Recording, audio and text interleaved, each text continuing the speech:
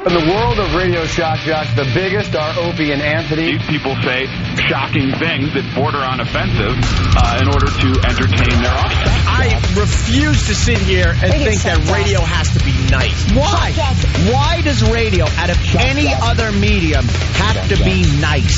We are being now held to a standard where we have to be nice and make people feel good. Go screw! Radio bad boys, Opie and Anthony. Controversial radio personalities, Opie and Anthony. Infamous DJs, Opie and Anthony. Talk show radio hosts, Opie and Anthony. Opie and Anthony. Opie and Anthony. Radio shock jocks, Opie and Anthony. Opie and Anthony. Shock jocks, Opie and Anthony. Shock jocks, Opie and Anthony. Opie and Anthony. Shock jocks, Opie and Anthony. Opie and Anthony. Tom Brokaw, NBC Nightly News. Wardrobe. Opie and Anthony.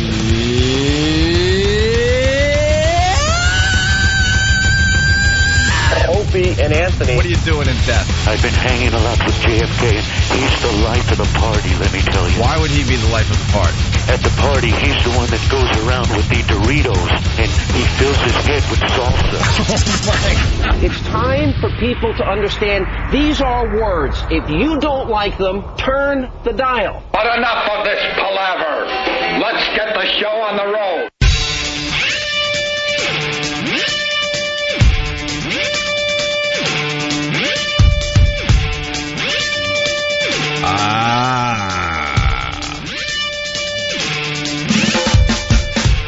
Good morning.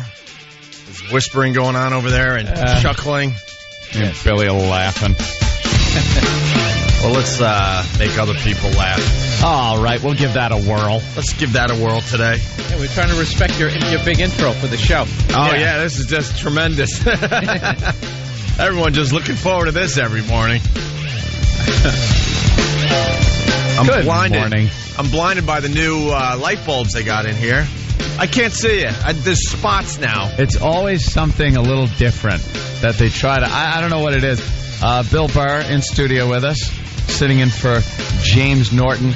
And he actually brought up, as he usually does, some type of conspiracy that it's the higher-ups, management, who just likes to screw around with us. Yeah. So they'll come in and put different watt bulbs in sometimes just to keep us a little off kilter. And I got to agree with him on this one. I got to tell you, when you do morning radio, everything has to be perfect. It's got to be exactly the same. Everything has to be the same every day. It doesn't have to be perfect. It just has to be the same. Right. Like if something's been broken, don't fix it. Dude, you've dealt with it broken for long enough. And if something works, keep it working. In my personal life, I live in turmoil. Things are different every day. I don't care. Yeah. Some days my couch is all of a sudden over there. It was over on the other side of the room. Going on at your house. I don't care. But in here, everything has to be the same, or we're just thrown off. Yeah, we get thrown. And we almost can't do the radio show. It was the higher-ups. Chapter 1 of torture is the bright light. The bright light? Right after abduction. Right after getting your subject. Light. Yeah, bright lights. Well, that is number 2. Yeah, I got to get the guy, then the bright light. If you do the bright light first, it's stupid without somebody sitting there. Yeah, and that would indicate after you're getting abducted, if you're still questioning, is this a surprise party and they're just going hardcore? Yeah. The second you see the bright light, you're like, oh no, I am in fact being tortured. Yeah, the hurt is coming soon. We had a discussion about light bulbs for about 5 minutes. Yeah, because we sat down, and the first thing did was just make noises. We just started going, something's different. And then the light bulbs right over our head were like spots. They were like spotlights. I think I got skin cancer on my forehead. Just got a little Something's tan. going on, man. And then we had to have the guy that changes the light bulbs come in. Yeah. And he assured us that it was a dimmer watt bulb. It went from 100 watt to a 90 watt bulb. But then later he came in to correct himself, saying, no, it was a 40 watt. Right. And I brought it up to 90, which then we made the noises again. Well, because there was a whole problem, because I'm like, all right, just lower the dim. Just looking at the thing, I'm blind again. So they're lowering the light bulb that's above my head, and then all the other lights in the studio are too low now. Yeah. So there's no balance. So we're all thrown off. So E-Rock had to stand by the dimmer and slowly move it until Opie said, okay, good. good. That's going to be in a book someday and look so bad. Yeah. And then this prima donna made me stand by a dimmer switch. Yeah. You guys are going to get booked for the next VH1 Divas. Yeah. Well, a light bulb. Most people wouldn't even think about it. But these two prima donnas couldn't do their show unless the light was exactly right. And then just the silhouette of E-Rock, big fat guy behind a curtain with a shadow behind it. I had to actually change. I had to change the dimmer switch. We notice he drinks fluids when he's nervous. I had to change it. Yeah. Well, here's the deal. So E-Rock fixes the light bulbs perfectly. You look great, E-Rock. I'm kidding. He is losing weight. And then Club Soda Kenny decided that E-Rock didn't do a good enough job. So then Kenny went to the dimmer switch, so now everything's messed up again. Yeah, of course. That's the update on the light bulbs. Of course. E-Rock, you did it perfect, but Kenny figured, I better fiddle. I better fiddle with it a while. Kenny will do things just because he feels he has to. Like, and that's a perfect example. Hey, GH isn't happy with the lighting. Yeah. And then everything was fine, like you said. E-Rock fixed it. But then Kenny's got to refix it. Yeah. Just because GH isn't happy and I know what he wants. No, he doesn't. And then he fixed it. He does it. The other day, one of the interns, when they go out for their breakfast run, came back with a smaller bottle of club soda for me. Instead of this big industrial strength size, right. Which is fine. I haven't been drinking as much club soda lately. So the smaller bottle was fine. And I told the intern in front of Kenny, I said, no, that's fine. Don't even worry about it. And the intern was like, really? And I said, no, really, don't worry about it. Well, a few minutes later, the intern comes back with another smaller bottle to make up for the one small. I was like, what is this? And it was Kenny. Of course it was Kenny. Go get Anthony another bottle. He's a perfectionist. But I said it was okay. Yeah, but it's not okay in his mind. I know. Because he has OCD, so in his mind, something's not right. So it has nothing to do with if we're happy or not. No. If you have the same volume of club soda every day, no matter how many different bottles it's in, yeah, everything's right with his world. Everything's fine. I can sleep tonight. You know, ratings are coming in. Speaking of Kenny, we got two more things about Kenny. Ratings are coming in. We got to say good morning to New York. We had our best month yet since coming back to regular radio. So yep. Thank you to New York. Thank you very much. Not only New York. Well, then ratings come in for Chicago yesterday, and for the 5th month in a row, we're up. Yep. It's a really slow build. We want to say good morning to everyone listening to us on WCKG in Chicago. They're starting to get the show in Chicago. To the point where everyone's going to take notice? No. But month after month after month, it's just tweaking it's a steady little climb. Right. So I wrote a little email to the gang saying, hey, we had a pretty good trend in Chicago as well. Just informing the crew, getting a little congratulatory. Right. Hey, nice job, well done. Throwing it out there. But this is job well done. This is where Kenny comes into play. So he picks me up this morning, and I figured, I'm trying to bring more people into the loop. So I'm like, Kenny, we had a nice trend in Chicago. He goes, Anthony said you had a 0.0. I sent out an email after I got Opie's, because I saw the ratings, right. And Opie sent out his email letting everybody know. And since certain other radio personalities, you can say Howard Stern said we had a 0.0 in Chicago. Yeah. But at this point, I think most people realize he just lies through his teeth about everything. Decided that we was going to tell people, goof on us and say that we had 0.0 in Chicago. That I wrote an email to everybody. I heard we got a 0.0 in Chicago. So I sent that out to everybody, and Kenny must have taken it to heart. And he's like, but Anthony said. But I told you, Kenny. He's like, no, Anthony said you had a 0.0. 0.0. You better check that. Are you okay, GH, with a 0.0? It's doom and gloom, Kenny. Yesterday. Thank you, yes. Oh, my God. I didn't even hear this because I guess I was in the bathroom. You're in the bathroom. Me and little Jimmy Norton were talking about his workout, and now he's using the exercise bike. And I was just saying how great that is, getting your heart rate up and working on your leg muscles. Yeah, Jimmy Norton.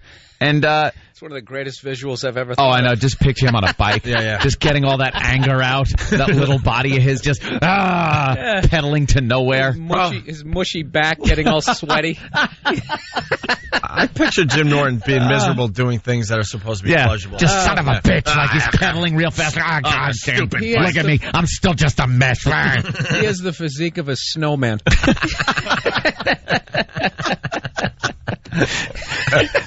He's just talking about, and he's, you know something, the guy's putting a lot of effort into bettering himself physically. He's working the heavy bag and stuff. You know, he's lost a lot of weight. I saw pictures of when we first went back on satellite radio, and we were in Philly, I guess. Just pictures from Philly. Remember when we went there and had a little party? And pictures of Jimmy, and he was fat. He was fat. There's a picture of his chin from the side where it's just a big bubble, like when those frogs go. That's what it looked like. So he's doing a great job, and he's talking about the exercise bike. And me and him are just kind of talking about it, and Kenny's standing there, and Kenny's just trying to think of something horrid to say. Like, that's Kenny's job. Yeah, because talking about an exercise bike is just like light. It's just light conversation. It's light chatter. It's good. Like I'm saying, wow, Jimmy, that's good. It's a good thing. But Mr. Doom and Gloom, Kenny, has to go, you know, the exercise bike does damage the prostate. What? You can damage your prostate riding those things. Use it without a seat, perhaps. But, the guy's not on it 24 hours a day. You're training for the Tour de France. Right. Yeah, you might... Then perhaps you want to take some padding precautions or something. But Kenny's like, in the middle of this light conversation we're having about exercise, the prostate could be damaged. I think more damage would be done if he doesn't use the bike. Yeah. And doesn't work out. The recycled air in a gym can give you cancer. You could get tuberculosis if someone's in there with TB. Do you disinfect the equipment? Just picturing the two of you in the gym. For some reason, you're dressed like John McEnroe, like 1980. My headband. Yeah, a little white tennis. You just played highlight, or one of those sports that they thought was going to take off in the late 70s. It's the latest fad. Highlight. This sport's really taking off, is it? Wasn't it big in Connecticut? Connecticut, the only state that actually entertained They have highlight. an I-95 league, I think. It was horrible. Yeah. Hey, really fast, because we're kind of just warming up here. Bill Burr in. Did anyone notice the white stuff on my face? Was anyone going to point it out to me? Uh-oh. No, I know we're a bunch of guys trying to do a radio show. We don't really look at each other that closely, which I is am the good. worst. I don't look at anybody. We couldn't see you under that 180 fucking... There it is, folks. Damn it. Bill Burr drops the first F-bomb of the day. I'm in the office having like a serious conversation with Anthony. We're having a little thing, and then we're talking as a staff, getting the radio show together. I took care of the problem before you walked in, so Bill's safe. Okay. I go in the bathroom because I got to do some stuff. I look in the mirror. My face is as white as this sheet of paper. You didn't notice? Kabuki makeup on. I think Kabuki joke. I think I took. I think this morning I'm trying to like lotion up. Because, Bill knows. We got the fair skin. I'm trying to protect from the skin cancer. Yeah. Right? So now, don't drag me into this nightmare. What'd you put on? No, I don't know yet. I got to go home and find out now. You know the light bulbs are going to be changing? You put on sunblock? Right. Jesus. So, just putting on a little sunscreen, just like face lotion, whatever. I went to a skin doctor recently, so I'm doing a little prevention, right? Yeah. So I thought that's what I was putting on this morning, but I put on something that the girlfriend has in the bathroom. Nair? I don't know. But your eyebrows fall out, your eyelashes. But I go into the bathroom, I look in the mirror, it's like white, like that makeup you were saying. Kabuki. Yeah. And it was stinging. I'm like, what the hell did I put on my face instead of the lotion I thought I was putting on? And you still don't know? No. And then that's not good. And then I look at my hair and I'm like, what did I wash my hair with today? I don't know what's going on. Your hair's looking a little greasy. I know. Did you wash your hair with the lotion and then put shampoo on your face? I had a rough morning. I don't know what happened. Conditioner on his face. He put antiperspirant on his face. See, I got the type of hair I can't condition all the time because it looks like, greasy and maybe a little brushed his teeth with Tough-Actin Tinactin. Right. Makes it look a little thin if you use too much conditioner. I think I might have grabbed the conditioner bottle instead of the shampoo bottle. I don't know. I don't know what the hell was going on. But I walked out of the house with a bright white face because I thought I had lotion on, and I got something that the girlfriend uses on my face. So then I was scrubbing it out in the bathroom, and my eyes are stinging. And the Vagisil? Did you put any Vagisil on your face? Was it minty? He had him like that. I think it's hemorrhoid cream. I I think it's hemorrhoid cream. My face is feeling very tight. Feeling a little tight? And then I'm trying to wash it off. Ecstasy of Gold Star. I'm like, I'm a mess. I should just go home today. You smell like apricots. I was going to bring that up. And I'm like, what is wrong with my hair? So now I want to know what I put in my hair. It is a little greasy. It's like staying put when you move it with your hands. It just stays wherever you put it. It's like, what happened? See, but unless you point it out, I don't even notice. I know. Yeah. I'm looking. It looks like one of the Everly brothers. So it's one of those mornings, I guess. Man. I've done that. That's why I got to do everything the night before, so I still have some kind of faculties. Because if I tried showering and doing anything in the morning, there have been times where I've put conditioner in my hair and then just walked out of the shower, and you're drying your hair and realizing what's the problem? And then you got to do the shower restart as you're standing there. It's like, readjust the temperature again. And alarm goes off at 4:35, out the door at 4:55. Like a pit crew, man. I got it down to a science, except for today. Dude, I'm up at 4:15. I'm out the door by 4:30. Yeah, because you do it the night before. 15 minutes. I wake up and do everything in the morning within 20 minutes.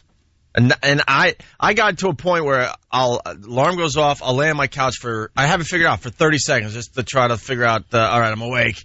And run into the shower, and I got a system that works perfectly usually. But today I was grabbing all sorts of stuff. Can't have one trip up though. No, I got a system too where I cannot have one trip up, and then I roll the dice that the Long Island Expressway isn't going to have some kind of an accident or a cop pulling someone over that'll make me late. Mm-hmm. So and then this morning I've had a bit of a catastrophe, not catastrophe, but a little thing as a homeowner. The goddamn sprinkler people didn't turn on my sprinklers when they were supposed to last week. So I have now scourge lawn of the neighborhood. Hold on. You got sprinkler people? I have sprinkler people. What are sprinkler people? Well, here's what it is. They come over. We got to write our book. When I just got it when I first met Anthony, the car that he was supposedly going to drive to Boston was up on blocks and had no wheels. The radiator was a sprinkler.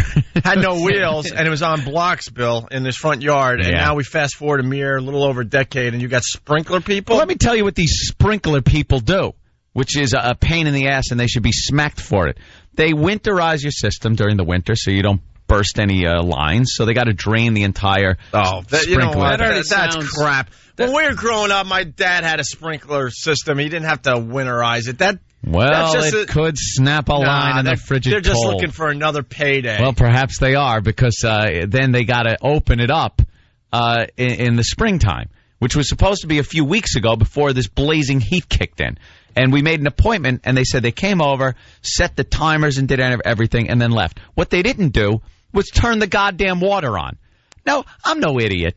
I could turn the water on. So I'm trying to find the valves and stuff. Couldn't find it. It turns out it's in a tube in the front lawn of an inch diameter, about 5 feet down, that you need this special long rod with the T-handle on the top. You know why they do that? So you got to call them. And write a nice little check. Exactly. Now you're thinking like me. It's exactly right. Conspiracy. It's a conspiracy of the sprinkler guys. They invented that tool, so you have to write another check. Yep.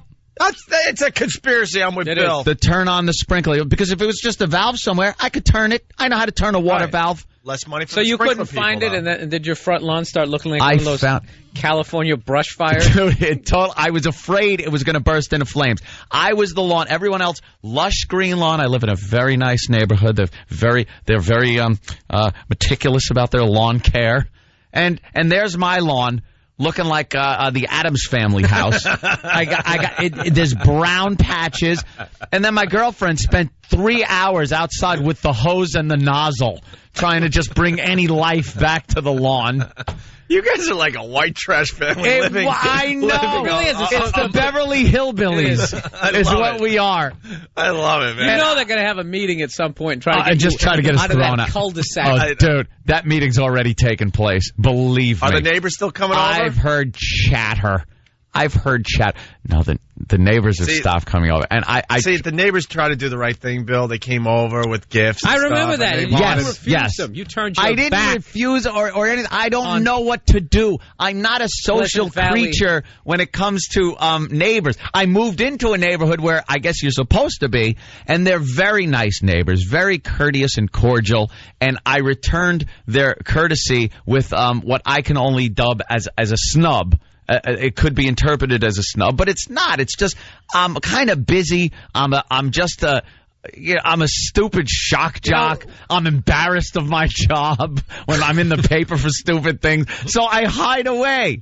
I hide. Yesterday, as a matter of fact, you know what? He doesn't feel like he's good enough. No, you're right to be there. I love it. I don't feel I'm good enough. Do you know where we come from, Bill? The crap. Right. I come from crap. There's not enough years in life to make all that go away from the past. So I feel the same right. way. I can't tell you how many times I'll be hanging with people and they kind of want to brag that. That I'm Opie from the Opie and Anthony show, and I'll shh. People nah, I don't want anyone to know. Anything. In this atmosphere, I don't want anyone to know. I'm the scourge of the neighborhood. The neighbors yap about me. They think I'm a doctor. Right. They talk about, like I heard from one of the neighbors, it's like, yeah, people were pretty worried when you moved in. Some of the neighbors were saying like, oh, what kind of trouble is this going to be? Like some of the neighbors, and I'm thinking, what are they having little meetings, like the Twilight Zone meetings about the weird neighbors that moved in? I'm sick of telling people, you shouldn't believe everything you read. Oh, you shouldn't believe everything you see on TV. I can't tell you how many times I have to say that in my life. And they're just like, oh. And they look at you like, yeah, whatever. Yeah, like, dude, we saw the video on YouTube. Yeah. It happened. Yeah, it happened. I saw it. You had a man vomit in another man's face, and now you live next door to me. Why don't we do part 2 of this, because we're going to take a break. Yeah. Because we want to get an update on your... Oh, yeah. On your home and all that. Yeah, and my neighbor, I saw my neighbor yesterday. And all right, we'll talk about that next. I'm moving in 2 weeks, I think. You are? I think. All right, well, when they bring the fruitcake, just say thanks. I think I'm finally moving out of the hellhole. No, you got to do something immediately. This is what I learned. If too much time goes by, it's like when you cut class and then you keep cutting and cutting, then when you finally go in, it's too late. Oh, it's too late, yeah. It's too late. That's what I did with my neighbors. I waited too long. Now what am I supposed to go over with a cake? I've been there a year. Hi. Welcome. Thank you for your welcome gift when I first moved in last year. Yeah, there you go. All right, Bill Burr in for that other guy, Jimmy. That's right. Just joking. Jimmy is preparing for the biggest day of his career. Yes. His HBO special. Change. We're all going down to D.C. for the taping on Saturday. We can't wait. But he's already down there preparing. Bill Burr's in. We love when Bill's here. Nashville. We're not on anywhere near Nashville. I'm playing up in Boston at the Comedy Connection. Well, end of June? In Providence, Saugus. Yeah, you're doing the circuit. Yeah. You're doing the Bill Blumenreich circuit. Yeah. It starts off in a Chinese restaurant. He makes you play 3 different clubs. Thanks, Bill. Bill Burr is returning to Boston. Wait, did you say Susan Waldman? Bill Burr is returning to Boston. He'll be at the Comedy Connection. This is unbelievable. The reaction at the club. Someone's grinning.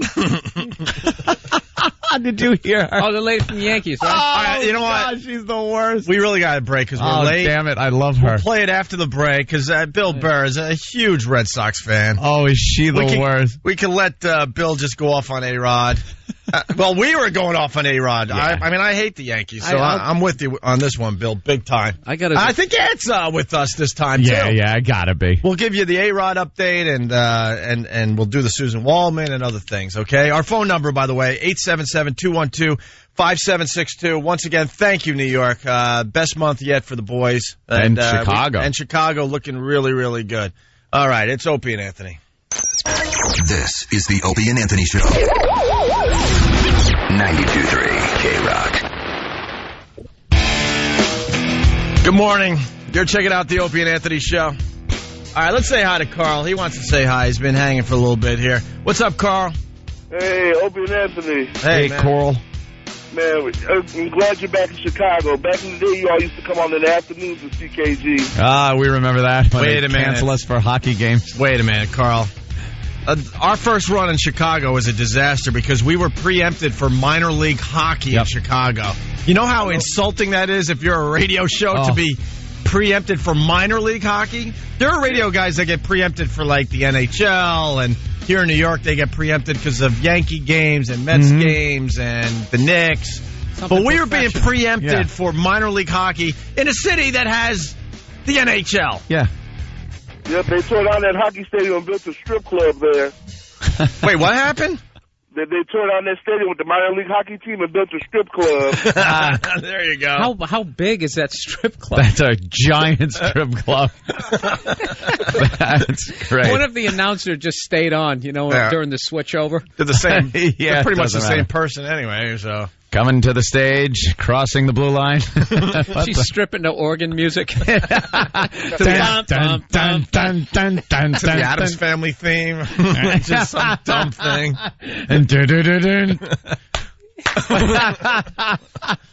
All right, Carl, thank you. We're very happy to be on Chicago, and we're happy to be live finally. So Cool. And don't forget Gary Meyer right after us in Chicago. Thanks, Carl. All right.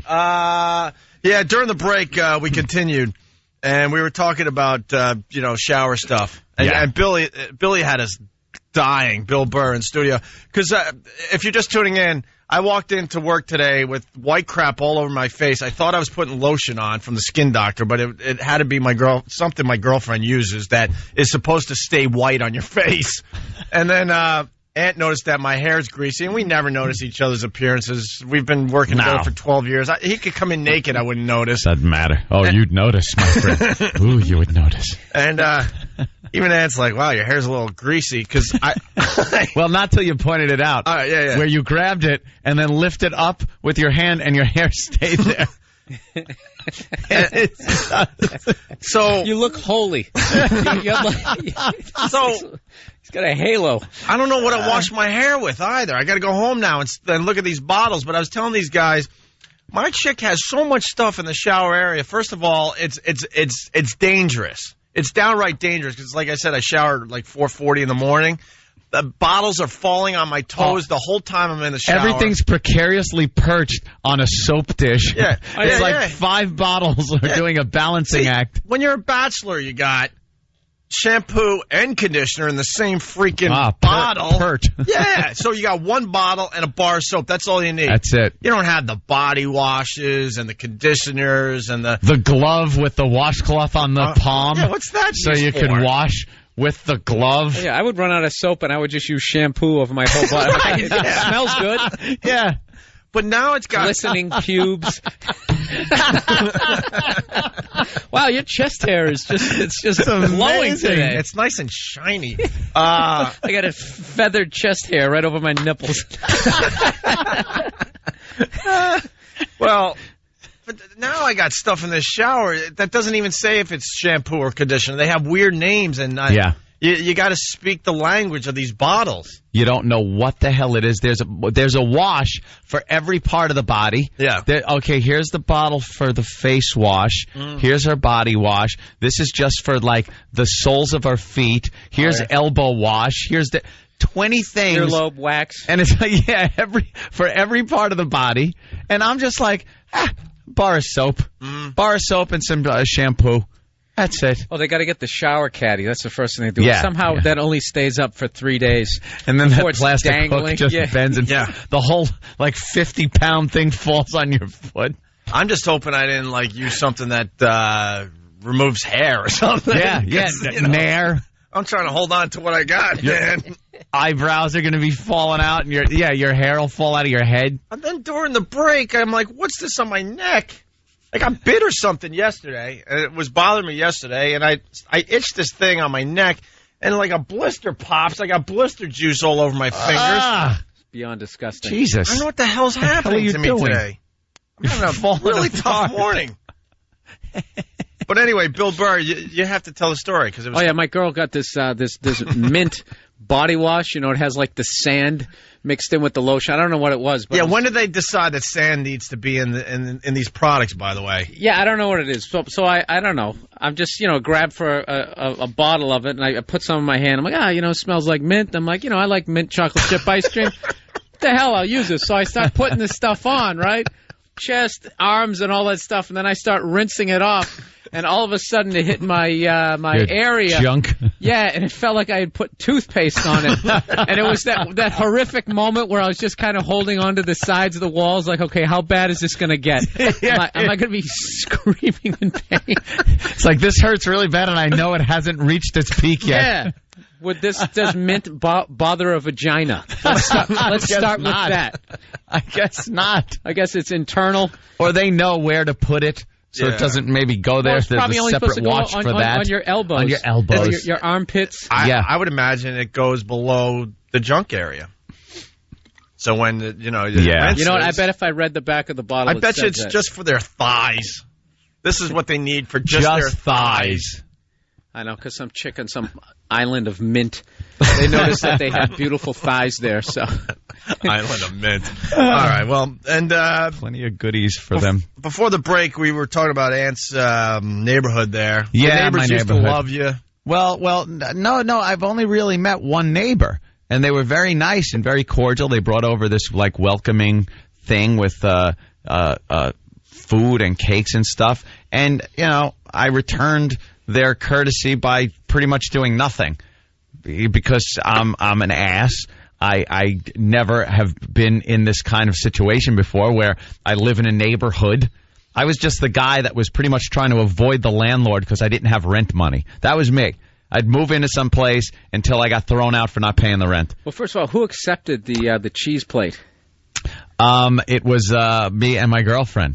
Went down to the door. Standing there? We're both standing there. We couldn't invite them in because we didn't have anything, and we're standing there in our pajamas pretty much. You were in the background at noon. making a sandwich. You're probably just blowing them off. No, I swear I would tell you if I did. Okay. I really would. Yeah, he would. But it was just one of those situations where it was like, I got nothing. And I still don't have furniture in there. A year later, I just barely have enough furniture where people could come over and play poker, and that's pretty much it. But I was saying, it's been a year, so I can't now make the move. I've talked to the neighbor a few times, and found out that a few people in the neighborhood probably not happy with me being in there. But screw you, I live there. And then yesterday, I'm pulling up, and I haven't seen the neighbor in a while, and he's out there washing his car or taking the old dust thing to it, and I'm like, hey, he's got son of a bitch. He's got a Shelby. That's what you got. That's what I got. There's only like 15 in the whole country. Well, there's a few more than that, Opie, but maybe 16 or 17. You're right. I wanted a vehicle that pretty much you didn't see anywhere else. Well, now you get to see it right next door. Exactly. I think I've only seen one more. I think I've seen in the time I've owned it, I've seen one more, and I think it was a knockoff. I don't even think it was a real one. Your neighbor copied you? I don't know. He had to have. He saw you pulling in and out and said, wow, I want one of those. You should have moved to your old neighborhood. Where they can't afford it, right. The Dodge Aries K car he would have bought. Hey, I have a K car. No hubcaps either, just like mine. So I'm like, why? What color is his? It's a black convertible. He got the convertible? Yeah. So he one-upped you? No, I like the coupe. No, I don't like the convertible. I don't like the convertible. I don't. It doesn't have the stripes. I love your neighborhood. I hope he keeps one-upping you. No, because here's what I'm doing. You grow a goatee. He has a beard. Here's what I'm doing, if you're listening. I'm sending my Shelby out to Vegas, to the Shelby Works in Vegas, where they will be converting it to a Super Snake. It is about 720 horsepower instead of 500. It's got a new rear put in it, exhaust system. So what, the back end doesn't fall off? Exactly. No, Good it's a low ratio to just really. This thing will be a rocket ship. See. And it's got this King of the Road body set from the old KR of 1968. Really nice hood, different hood. So it'll look different. It'll look different. It will outperform any of the Shelbys, the stock Shelbys, GT500s that are out there. So that's what I do now. That's what I do. This makes Jim Norton my nervous, car's going to Vegas. Yeah, Jimmy wants me to modify my car by putting bricks in the trunk just to weigh it down. Anything to slow it down, and I'm sitting here like, cool, man. We're just so irresponsible. He was upset that I was doing 100 miles an hour down the expressway the other day just to get the pollen off of my car.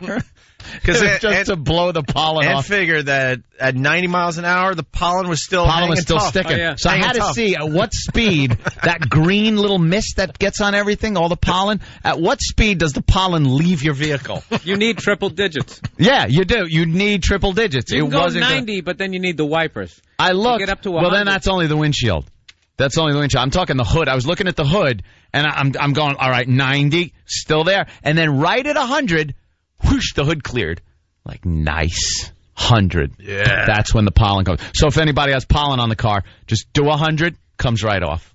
Cops can't even get you. You just be like, dude, I was doing an experiment. It's science experiment. How could court would throw that right out, that ticket. By the way, he hung up, but some dude from Chicago said what you used, Billy, that burned your junk. It's something women use after they shave their legs. Oh. It's for their legs. Well, that's got to sting. Well, yeah. No, women can take some pain when the beauty's involved. That's pretty much it. Bill Burr from Boston, obviously, he's wearing his Patriots hat today. We were going to talk about A-Rod. Yeah, A-Rod, boy, is this guy screwing up by the numbers. Well, it's really interesting because his wife left their apartment. Well, she was seen getting into a car. Everyone knows the story by now, with right? Her luggage. That's not a good sign. Yeah, yesterday we started our show by talking about A-Rod. He was caught with what looks like a stripper. And just a bunch of pictures. Blonde. Basically, the team was staying in one hotel in Toronto, and he had another hotel. The Four Seasons. Four Seasons down the street, and he was photographed going into the hotel with this woman. He was photographed at the steak place. He was photographed at the strip club. Pretty much they were following him around. And now, she's a personal assistant. I don't see what the problem is. Yeah, that's got to be it. They dress like that all the time, personal assistants, and go to strip clubs with you and stay in your hotel room. The latest, his wife has left with baggage. Well, she might just be going on vacation. She's leaving her place. You know they what saw she's her doing? leaving She's with actually bags. doing that. She's just doing that because the public is watching, and she doesn't want to expose the fact that. I mean, what woman out there? I want to hear a woman actually call in that if your husband was worth $252 million, you wouldn't look the other way. You think she's just blowing off steam? She's like, I'm going to get out of the house so I don't wreck this. Well, he's a good-looking guy. He plays for the Yankees. He has $252 million. Wait, what are you saying? When he went to Toronto, he went to a strip club and he hooked up? Yeah. That's unbelievable to me. And? Yeah. You think she's just leaving to blow off steam alone so she doesn't say anything she's going to regret later? Nah. Although she could get half of it, so what does she care? No, she just has to make it look good. That's it. Yeah? That's it. She knows what's going on. They interviewed some guy who is a pro athlete, doesn't want his name in the paper, obviously. I guess he's retired now. Forget groupies. Now pros go for, pros. They go after the groupies, they don't even touch them. Like, no way. So they go for the strippers and whatnot because the strippers know the game. Mm-hmm. You know, that they know the professional athletes are in their city. Little discretion. And they're going to get paid very, very well, and everyone's happy. They're not going to pop up later on going, why did you? Yeah. I thought you loved me. Right, they're not going to fall in love. Yeah, for the groupies for the most part are looking for a little more than just a one-nighter. Pro athletes looking for a hookup now take aim at gorgeous women in strip clubs and posh restaurants, not the eager groupies who hang out in team hotels. If you see a groupie in the lobby, they are amateurs, said one retired player. It's an open secret, this is what he says today, that many married athletes cheat on the road. It's an open secret. And some wives even turn a blind eye to the fun and games as long as it doesn't... Should have turned a brown eye. Maybe they would have kept their husband. They turn a blind eye to the fun and games as long as it doesn't hit the papers. And this is what the problem is with his wife. It hit the papers. Now she's got to act shocked and like, oh my God, what are we going to do about this? Yeah. They're basically saying, look, she had to have known. And I guess he's been seen in many cities with many different women at this point. Yeah. With cash to burn, millionaire sports stars want girls who are beautiful, easy, and most important of all, discreet. Some guys go to strip clubs, and some have a woman in every town. That's what we were talking about yesterday. Just talking about that. We had the voicemail of some an athlete when we were up in Boston, and we used to listen to it every morning, and it was nothing but chicks. Chicks just calling up from different cities. Hey, I'm looking at the schedule. I see you're coming into my town. Why don't we hook up? We had fun last time. Can't wait to see you. And it was just all these girls from different I love cities. people who would judge him. If most people, if they look like him and they had their money, would be doing the exact same thing. I can't judge this guy. You're in no position. Yeah, I just wish I was living his life. And I think he probably picked a girl that he feels like understands this whole lifestyle. Yeah. Yeah. She gets something for it. She got the same pair of jeans he has.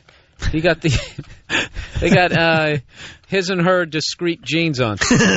There's an unspoken code among teammates you see, but you don't see. So everyone sees this going around. They know who the cheaters are, and they're like, this is just part of what we do. Alleged. We're in all these cities all year long, and they're going to cheat. Maybe they have a personal assistant in every city, or maybe somebody to work out the kinks in their shoulders. Right. Throwing a baseball is not a natural motion, I've heard. Yeah. These guys need that to be worked out. Many athletes she's got huge breasts. Right. Many athletes. Them against your face for medicinal purposes, what's the whatever problem? the word is. Many athletes even maintain lists of their favorite strippers and call ahead to make sure she'll be dancing at the club when they get there. The big motivator is money. The athletes shower the strippers with cash and sometimes even make it rain by tossing bills in the air. Oh, bet it rains later on, too, in the room. Cleanup time. And just wipe up with hundreds. Do they really need to write this story? Can't everybody basically figure out what would go on the road? Let's see. What would I do if I was in that position? Let's see.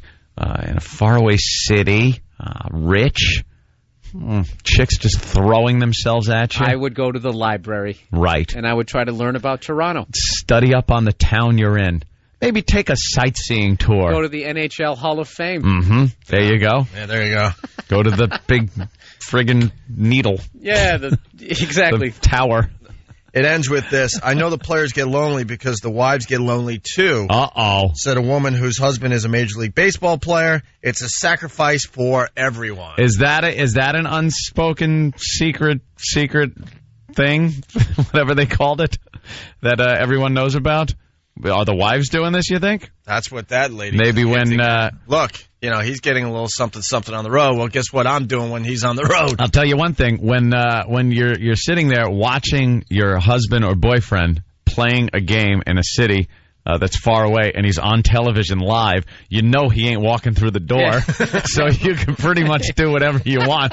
The game's on in the background. It's on surveillance. Yeah, it's pretty much surveillance of your husband. See, it kind of works both ways. What time's your husband getting home? Yeah. I don't know. It's the fourth inning. You could do it when he's in town. Hey, you know something?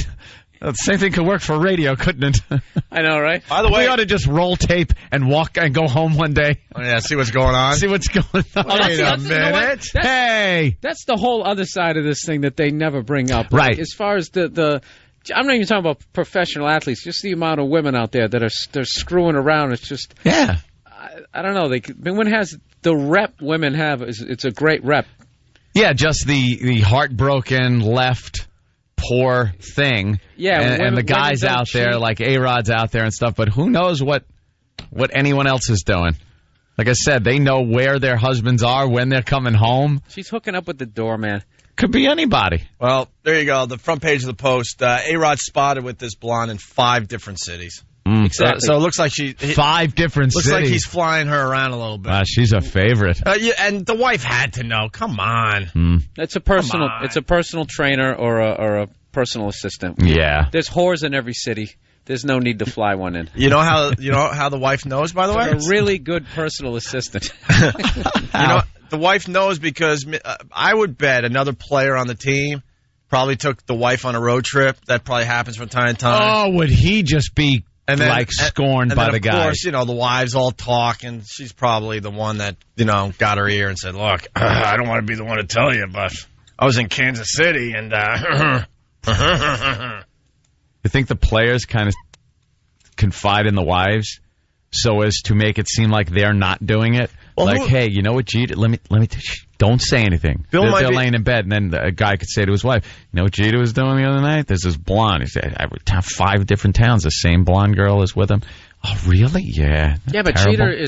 Jeter's doing it right. Or, he does you know. everything right, on and off the field. He's not married. No, I know. He hooks up with movie stars. A-Rod, though, like people, you think they rat him out to their wives so as to seem like, hey, I'm not doing that, but. What was I going to say? Oh, Bill might be able to help me with the name because he knows sports a little more than you do, Anthony. Yes. There was an NBA basketball player. Bob Lanier. NBA, that's Who? what game? Bob Lanier. Bob Lanier. Good morning, Detroit. Wow. Got to keep it local for Detroit, so very good. I think he played for Buffalo. Someone on the phone lines will help us out. There was an NBA player. His wife did not trust him whatsoever. What? And they did a whole story on him on ESPN or something. Doug Christie. Was it Doug Christie's wife? Doug Christie. She used to follow. She followed the team bus. And he had to stay on his cell phone. Oh, jeez, no. Dude. This guy reaffirmed. Dude, the players would look at him like. What? I was just laughing at me. I was trying to clean that up. Redefined. I'm going redefined. Redefined. He redefined something. When players were when players were traded to this team, they were like, "Oh, I don't want to play for this team." This guy's going to be this rat following us. This guy's wife goes on every road trip. She follows the team bus in a separate car from hotel to the arena. Sits in the arena for every single game and watches her husband. And flat out said on TV, it might have been Brian Gumble or something, one of those shows, and said, "Look, I just don't trust him." Yeah, I'm admitting it to everybody. I don't trust him on the road, so I go on the road with him. How embarrassing. Oh, no, that's what I'm saying. The players were like, looking at him like... when he used to take a foul shot, he had to do some sort of signal or something to signal, I love you every 5 seconds. Yeah. It was just like, if you flip that around, if a guy did that to a woman, that would be on like Oprah, you're smothering her. This is borderline abduction. This is what is this, the 1800s? We'll be right back. But I'm sitting there watching it with my girl, and she's like, this girl is smart. I'm like, really? So smart. Would I be smart to do that to you? Fucking rap. Did I just do it again? I can't stop. I just can't stop. Oh, I was a little late on that beat. Damn. I just can't stop, man. You love that word. Dan's got his name. Was it Christie? Doug Christie, yeah. It was Doug Christie. Okay, yeah. Just repeating what Bill said. Yeah, but we weren't sure, so they looked it up. That's okay. They looked it up. Fan. All right, listen, we got to take a break. Maybe I Dave. can't believe how much I curse. I had no idea. All right. Don't worry about it. Dave on Long Island, make it fast because we got to take a break. Hey, friggin' it happens the other way, too. Women are definitely in on it. All the time, me and a buddy of mine used to driveway work, Belgian block, whatever, out in the Hamptons. Girls always invite us in. Come back. Well, my husband ain't around till so-and-so. Always come back. And watch delivery men in and out of the house. Want to go in for an hour. Friggin' FedEx would show up. He'd go in for an hour. Same house. Unbelievable. She had a thing for guys in uniform. Yeah. Yeah. Uniform, That's it, man. Just all the time. Yeah. Guys on the road working. I mean, a lot of women are like portrayed as the victims, but they're doing their own thing out there, it seems. Oh, like right now, like this Fleet Week's got to be the greatest thing ever. No kidding. Jeez. First of all, you get a whole bunch of guys coming in uniform on these boats. That'd be like if like a tugboat came in and every with girl strippers? was dressed. Yeah, like a Catholic schoolgirl whores, French maids, a whole boatload of French maids just pulls They up. just start getting off in all these sexy outfits that fit everybody's like fetish. Yeah. Everything. Nurses. The nurse with the rubber uniform on. She gets that little platoon gets off. Yeah, just to bring everyone into the conversation around America. Yeah, Fleet Week is happening here in New York City, and there's just sailors like everywhere. Yep. It's ridiculous. That is the worst uniform out of all the branches, especially when they wear the white shoes too. They look like hygienists. Dental hygienist. It really is the least masculine uniform out of any of the armed services. Yeah, you just picture the like Fred Astaire, like they just jump up and click their heels. Yeah, he's dancing with a cartoon mouse with a mop. With a mop. That's that little blue kerchief they got to wear around their neck. That's not like, like Navy SEAL. Oh, yeah. That's like, Navy SEAL is like how the Navy should look. Yeah. Not like that white uniform. You shouldn't look like a Freddie Mercury groupie. Like something he would order. But you know what? Bill's on to something. Just turn it around on the women and say, that it's stripper week, and these boats are coming in with nothing but boatloads of whores. Right. I mean, we wouldn't all dressed like aerobic instructors from like the early '80s, and they're all out to just get laid. Because that's what the sailors are here for. You do whatever you want, and they're leaving with the story. It's like a portable Vegas. All right, we got to take a break. We're with really huge late. guns. Tom's peeking in. We got to take a break. Righty. All right, phone number 877-212-5762. It's Opie and Anthony with Bill Burr. Opie and Anthony. 92.3. Next day, too. You're checking out the Opie and Anthony show. During that break, we decided to watch Fat Kid videos. The show continues when we go to break, obviously, here. Oh, that one was really funny. Bill turned us on a Fat Kid on a moped. Thank you. Yeah, just that will be on our website, I don't know, in an hour or two. Yeah, Google Fat and Moped, and you'll find it. Okay, and then we also just looked at a video called Fat Kid, and they speak some weird language, but like Bill said, you know exactly what the Fat Kid is saying. Oh, is that funny? He's trying to what? Trying to cross a little river with with 2 logs. Yeah. And his friend walked across it, and then he's walking across it, and they're speaking some foreign language. I don't know. Yahweh! And his friend picks up the logs and starts spreading them apart. And he falls, and his head hits one of the logs. He falls in the river, and he gets up screaming and starts crying. And all his friends are laughing at him. Of course they are. Not everybody's childhood. I've been the mean kid laughing, and I've been the kid on the bridge. Oh, is that good? Yeah, let's go to Boston. Ben, what's going on, buddy? Morning, gentlemen. Chris Benson, who pitches for, I believe, still the Mets, his wife said that if he cheated on the road, that she would sleep with his entire team. Well, and she looks like a Playboy model, so that I think that keeps him from cheating. She could pull it off. I don't know who he pitches for these days. I think the Mets traded him, right? Yeah, but she always was just trying to plug her website. She was just trying to be outrageous. Yeah, she was just trying to make a name for herself. Be a little wild. I think she's more famous than Chris is. Yeah, right on, Ben. Thank you for that. All right, go Sox. Let's go to Kaylee in Buffalo. Kaylee, what's up? Hey, not much. What's going on? I just wanted to let you guys know I love you dearly, but you should probably watch what you say. I don't want you guys to have to go off the radio like that guy that made the comment about the basketball team. I don't want these female sailors thinking that you guys are calling them whores. When did we say that? Oh, we said the guys that get off are all horny. No, we said the strippers are whores. We never called the female sailors whores. No, we don't pay attention to that. No. Oh, no, I completely understand. I just don't want any sailors to get the wrong idea. I don't Have want you them to seen, think you're funny. have you seen the female sailors? Ugh. Female military? We're not paying attention to that whole thing. Fleet Week is not for guys. Haven't seen many spreads in Playboy or Penthouse, women of the military. Right. There's a couple out there. I know because we said this once before years ago, and we got pictures of women in various states of undress with their rifles and parts of their uniform on and off, looking real hot. There are a few. I'm sure they're out there. But for the most part, whenever I'm watching a show like on the History Channel or Discovery, and it's about the military, and a woman is taking the guy with the camera around to show them a piece of artillery or an airplane or something. This here is the new model that we're working with this year. Really, sir? Ma'am? Damn it. I know, they got to get that Billie Jean King haircut. Yeah, exactly. Billie Jean King. All right, Kaylee. Thank you. I'm hoping people just someday will realize we're just trying to make jokes. Oh, exactly. Someday maybe people will understand that. We're only joking. All right, Kaylee, thank you. And thanks for listening to us on The Edge there in Buffalo. That's always a great thing to do, yes. Listen to a comedy show and act like people are being serious. Yeah, we'll get into that someday, and that things are researched. Trust me. Researched. You're not just making stuff up. You don't have to research anything. No, not in comedy. We like to tell people that this is an unscripted show. Like that first break we did, we didn't even know what we were going to talk about when we turned on the mics. Of course. That's how we do our show. People think it's all premeditated and it's all planned and we got a schedule and all right, we'll go after this group at 7:20 this morning because we have an agenda. No, we might look like shock jocks, but no, we have an agenda. Shocking.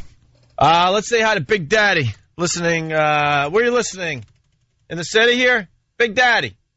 Yeah, in New York here. Listen, for Fleet Week, you would be amazed at how many women are just waiting for the ships to pull in, married and single. It really doesn't matter. Really? So you're one of those guys walking around in the white uniform? No, actually, I wear a camouflage uniform. Thank God I don't have to wear the Good Humor Man outfit. I'm in Is that my, what it's called? Uniform. What are you, security? It's tough. Yes. Yeah, security guys get to wear the cool uniforms. Man, yeah, the winter uniforms are better, but it's crazy. And also, any city or any country you pull into, women are waiting. And we don't make any money, but they love the uniform. Why do they love that uniform? Ladies, call up. Why do you like the good power. humor? You want to get tied up with the scarf. Yeah, that blue little scarf. And also, any of the ladies, when they come into the service, if they're any good looking at all, they're snatched up right away. They're lucky if they make it through boot camp before they get a boyfriend. Snatched up by what? Brass? in a heartbeat. Yeah, an officer will grab him up. He's gonna. That's his traveling secretary. Or his traveling personal assistant. And the ugly ones, they're all, not all, but a lot of them are lesbians or whores. So that's about it. All right. Hey, Big Daddy. So are the women just going on the boats? Yeah, there are women on the ships. But, no, I mean civilians. Yeah, they take the tours during Fleet Week. Wink, wink. Oh, jeez. That bilge must get a little thick. In another country, huh? When you pull into a port in another country, they're waiting, at the pier. Yeah, they wait, and then the sailors get off. And actually, when you pull into Australia, the families try to hook you up with their daughters. What sort of halftime speech does the Admiral give you before you pull into port? Now we're pulling into Thailand. Come on, boys. You got to know. I'm going to teach you about the clap. Like the old... No, there's two words, package check. That's about it. Package check? Yeah, because in those countries, Thailand especially, there's a lot of transvestites, so you got to be careful. That's about it. Do they show you films? Oh, yeah. Like no update? It's got to be like the old ones, though. Now, your pot of call is coming up soon, boys, and you know you're going to be out on the town. Make sure you take care of yourself and watch out for the ladies. Some of these girls are fine, sweet girls you can take out dancing or for a cup of coffee. Others are women of the evening who could give you nothing but misery and the clap. It's over, Jen. You get that film in boot camp, believe it or not. Watch out. If you get the clap, it doesn't go away. Your genitals will fall off if you get the clap.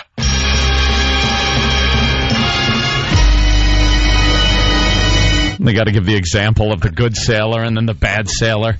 No, they show you the videos with all the pictures of what can happen to your junk.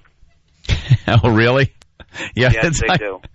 What do they show, like pictures of junk that's been ravaged? And that's supposed to stop you from doing anything. Good luck. Yeah, they just say spend your money wisely. There you go. All right, Big Daddy. Thanks for the insight. Watch out. All right. Pulling into Thailand, we're at level orange. Yeah, exactly, really. There are some countries you Chances just don't want to stop. Chances of an STD are extremely high. Stay on the ship. Hey, changing gears, we have a fine little story out of Ashland, Massachusetts. Ashland? This is where Why? Anthony used to I live. used to reside in Ashland, Mass. And there was a bomb threat up there, and I think it was at the bank you used to do a little business with. That used to be a bank of it used to be a Bank of Boston. Yeah. Then it turned into a Fleet Bank. Okay. Now I believe it's Bank of America. Something just like that. snatching it all up. And with all that money Bruce Mintman was giving us back in the day. Whoa! Hey! Let me tell you, I couldn't get there. I need to do some private banking. Couldn't get there quick enough with the old deposit slips. Ugh. Douche. Yes, you're a douche. We'll get into what you said eventually, too. Trust me. Okay. Is that the old $125 a week? That was the big raise where me and Opie were sitting there before we had an agent, and we were up for review for a raise, and we were doing really well. Sat at the table, and he berated us beforehand. Well, we were his way of chipping us down, knocking us down a few pegs. We were at a Chinese buffet. Yeah, Chinese buffet. Because that's where you take your big stars. Yeah. The big stars at the station. Chinese buffet where it's all you can eat for $9.99. But, gee, thanks. That's usually not a good omen. No. For your raise. And he did this move that you only see in the stupid movies. That it was so inappropriate. He takes a piece of paper upside down. First, he writes something on it, puts it upside down, and slides it across the table at me. And I picked it up, looked, and started laughing my ass off out loud. I couldn't hold it in. And believe me, I'm not the kind of guy that's like, I'm going to laugh at the boss if he doesn't give me enough. I didn't want to laugh. It was a reflex. It was an involuntary action like your heart beating. I couldn't stop laughing. It was such a ridiculously low number. I put it back on the table and slid it back and put my hands up in the air. To go with the very low number we were already making. Yeah. But then he has no problem, jumping on board with everyone else and getting his name in the Boston papers, telling everyone what we're doing wrong with our careers. Really? Bruce. Thanks, Bruce. I think we're doing just fine, Bruce. I think since we cut loose from you and Dave Douglas, I think we're okay. See, in his world, he wanted us to be the next Hillman, just a local morning show rotting to sit there at the same station for many, many, many, many years. Instead, we said, no, we ain't taking your crap and your low pay, and we're gonna make something of ourselves. Yeah. And he translate that into we don't know what we're doing with our careers. We're going to take a meeting with Infinity Broadcasting, then go back to our station, screw up, get fired, so we can get hired by and make a hell of a lot more money than he was ever going to offer. There's a big plan. We say it now because so much time has gone by. It was completely calculated. But in the papers, he's quotes like career death wish and all that. Really? Yeah. Why don't we compare careers, Mr. Mittman? Why don't you step up on a stool so I can punch you in the nose? Ha, he's short. Dave Douglas, that just sounds like some awful guy you don't want to work for. Yeah, bingo. That was it. Mm-hmm. This guy was just the worst with his 70s porn star mustache and his horrible ideas. Enough of him. Dream in life to get a position. I don't even know what he's up to now. Could care less. Bruce Mittman wanted to control us in our careers and keep us down and not pay us he was the what man. we were worth. We moved on and did unbelievably well for ourselves, but I guess he's a little bitter. Bruce Mittman. A little jealous. So he hits the Boston papers saying that we have a career death wish. Really? We've been at this 12 or 13 years. Most radio shows never last 12 or 13 years. Boys. And I did about 7 years before that, Bruce. So where's the career death wish? Boys. We have to have a meeting. The homosexuals are angry with you today. I swear. We'll get into it another day. He's hysterical. We'll spend a nice hour on him. Yeah. Another backstabber. Another douche. Ooh. This business is just filled with douches. It's unbelievable. Anyway, Ashland, a bank that Anthony used to do a little banking at, had a little bomb scare overnight or yesterday. Yeah. And basically, it turns out it was a promotion or something. I have no idea. Was it? I didn't read that. All right, Boston's been getting a little shaken up with these promotions that go on. First, it was those light bright little things that shut down the city. That shut down every part of the city as the bomb squads were out chasing light brights.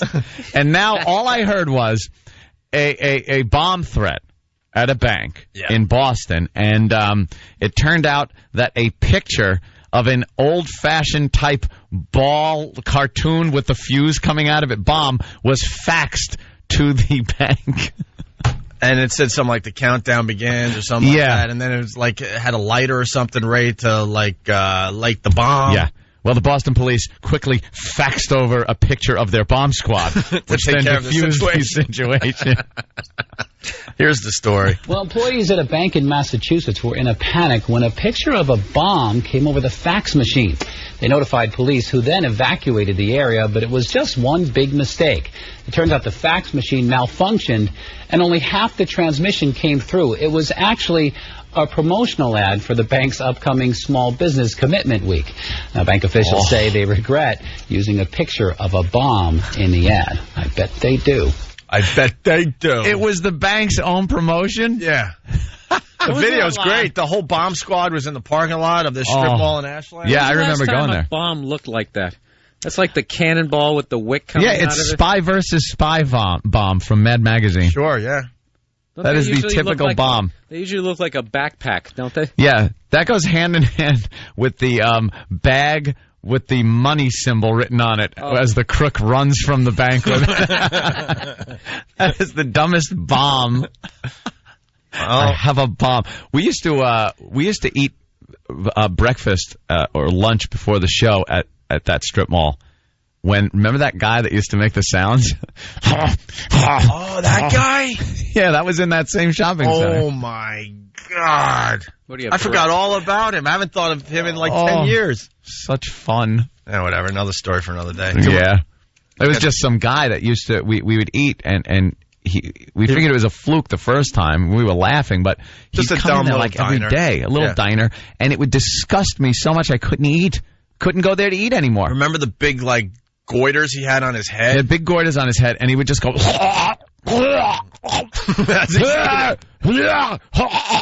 like coughing up phlegm. We were jumping up. We thought we had to save this guy's life, and some other local had to tell us, nah, he just... Does that all the time. He does that when he's eating, not eating. It's horrible. And then he just had these massive goiters. It's like, if you're trying to run a business, you'd have to tell the guy, look, could you help me out? It's like, excuse me, we do have the right to you're horrifying the customers. Please go somewhere else. That reminds me of my old neighborhood. We had a butcher, right? How old is that, right? Butcher. It was a butcher, right? And I was watching a lot of the Food Network. You got to make friends with your local butcher. Go down and get a good cut of meat. So I walk in there, and this guy had he had like vampire-length nails, and he looked like he'd been smoking for 40 years. And he wasn't even using gloves. I don't want that. I'm just like, keep pork chops there. Go to your butcher. Don't buy the meat at the supermarket. Go to a butcher. Yeah, should I? I was watching Mario Batali. All his recipes start with like a pork shoulder, like stuff you've never even heard of. Steer clear of that Food Network. Yeah. All right, listen, we got to take a break. The mystery sound. We might give away the answer today, finally. I had people asking me about that yesterday. Yeah, we'll finally give away the answer. What's the mystery sound? And I said, honestly, I don't know. He's not telling me. Oh, that's right. You don't know either. No. Also, caller saved some DJ out there. It's a slow news day, can you tell? The whales have finally been saved, so we don't have to talk about that. Thank goodness. God. And Tammy Fay audio on the way. And a horrific picture in probably every paper in America today. Our papers have it. She looks like a sack of antlers. She's down to 60 pounds. She's probably, I'm going to guess she has maybe a week left to live. You're saying a week? And Entertainment Tonight just had to Tammy Fay Death Watch. Yeah, get the Billy Bush. Hi. No, he's the other guy. Yeah. Well, get the music ready because they had fun with Tammy Fay and they interviewed her. Of course. And a lot of people, when we're interviewed and stuff, they go, "So where's your line?" Mm-hmm. Personally, what do you find offensive? Right? Yeah. It happened yesterday. I actually had to turn something off. Wow, you turned it off? Faces of Death I can't watch. I can't watch beheadings. Jimmy could watch the beheading videos that hit the internet. No. And yesterday, Lindsay was watching Tammy Fay on Entertainment Tonight. I said, look, we got the DVR, man. Just watch it another time. I can't watch this. Gilmore Girls. Can't watch that. Can't watch it. The audio was so deeply disturbing. I'm like, just turn it off. But we'll play the audio for you guys today, and I guess now I got to hear the rest of it. Of course. But they were interviewing her by phone, and she's crying, and it was just horrific. And the music, and we'll tell you what Britney Spears is up to next. Did they play the somber? I love when someone dies, a celebrity, and they put their picture and the date they were born, the day they died, and their name on the bottom, and they got to play the same stupid music. Perish the thought they don't use that music, but it's all slow.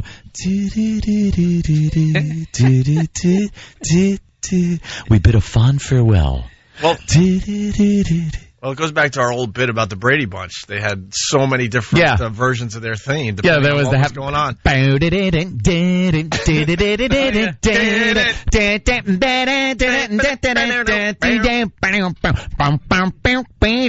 notes and stuff to the... That was like the happy one. Do you remember this is really obscure Brady Bunch music. Do you remember the organ they would play whenever someone was doing something stupid? They'd go.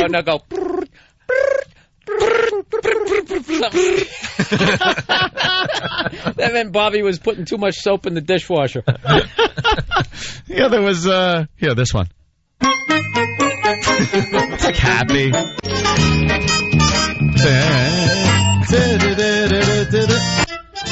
the happy one.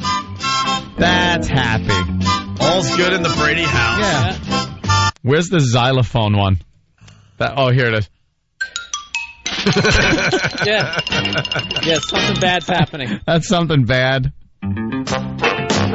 This is Greg's doing something so cool. Something groovy. Yeah, groovy. They're not glasses, they're shades. Right. Hey, Mike, Carol. Like when he called his parents by their first name. And what? Ooh.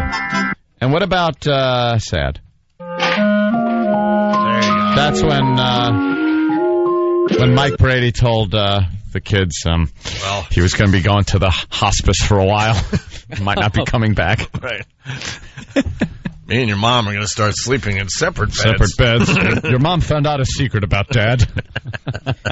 Dad has not been working late designing buildings. No. He's been up to something else. Yeah. Kids, very sorry to say this, but me and Sam, we're moving into our own place. Yeah, but usually that Sam music was after a talk, you know. Yeah. A little talk. All right, we're talking about 5 different things at the same time. Why not? That's what we do. Hey, Tammy Fay audio next. It's deeply disturbing. Good. It's Opie and Anthony. This is the Opie and Anthony Show. 92.3 K-Rock.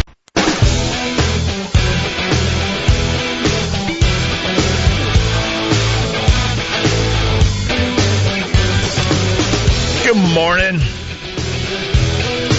Hope you're enjoying the festivities today. It's Opie and Anthony.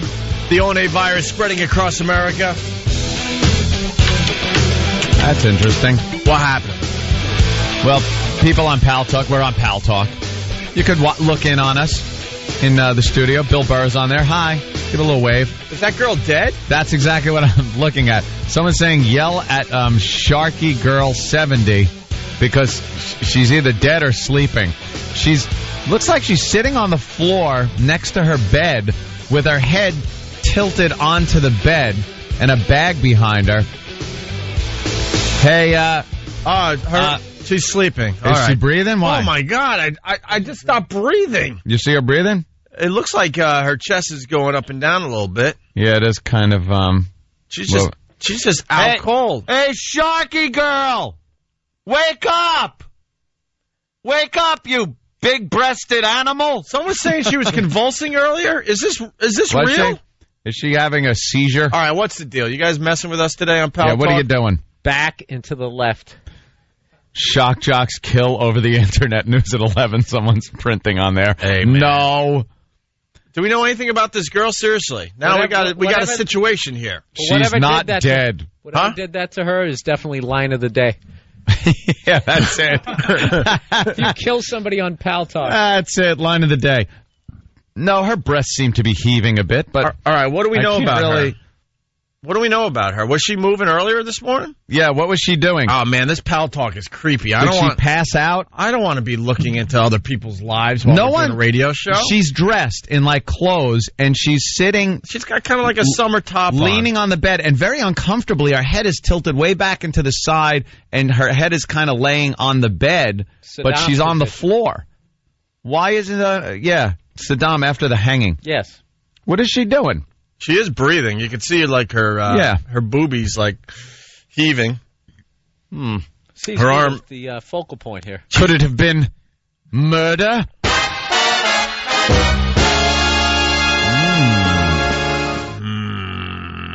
Hey, Sharky Girl, wake up! Does anyone know Sharky Girl? Could you call her? Could you go to her house? Something? She drank the punch. No. Did anyone see what she was? She wasn't convulsing. She was knocking out. What does that even mean? What is knocking out? What does knocking out mean? There's a doctor's bag up on the bed. Yeah, it looks like a doctor's bag. What is that? There's no sheets. There's no comforter. She about size 14. Would you? Now what do we do? kind of a distraction, don't you think? I mean, she took a baggie out of Vince's jacket. Wait, I got to stab her 3 times? It's unbelievable. Give it a shot. She's definitely breathing heavy. She's dying on me, Lance. Her head looks slightly more comfortable than it was a couple minutes ago. Slightly. I mean, it is still way back to the right there, but... Well, if anyone knows her, can you...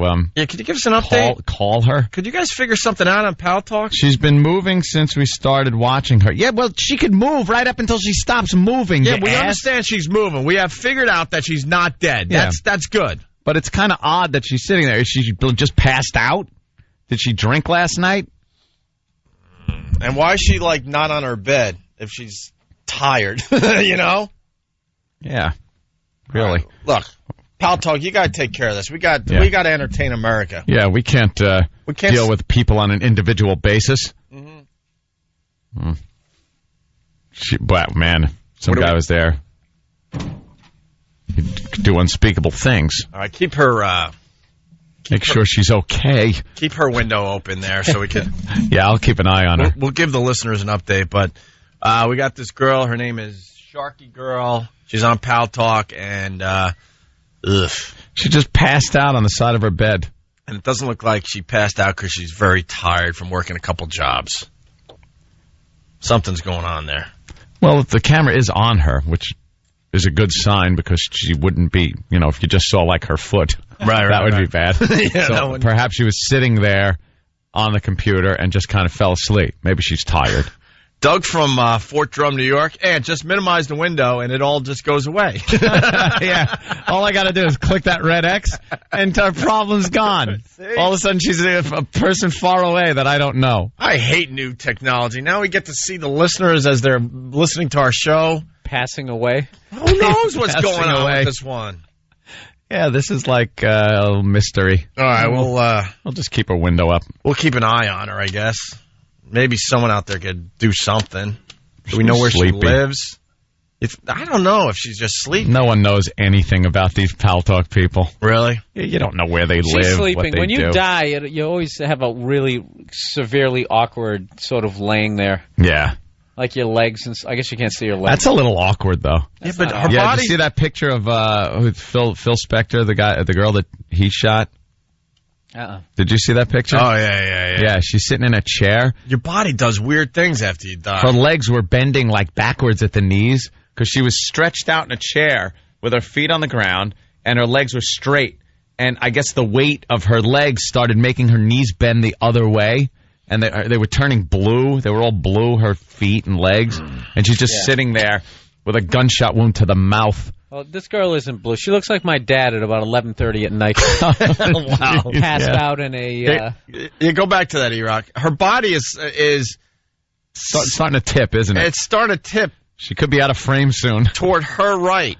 Yeah.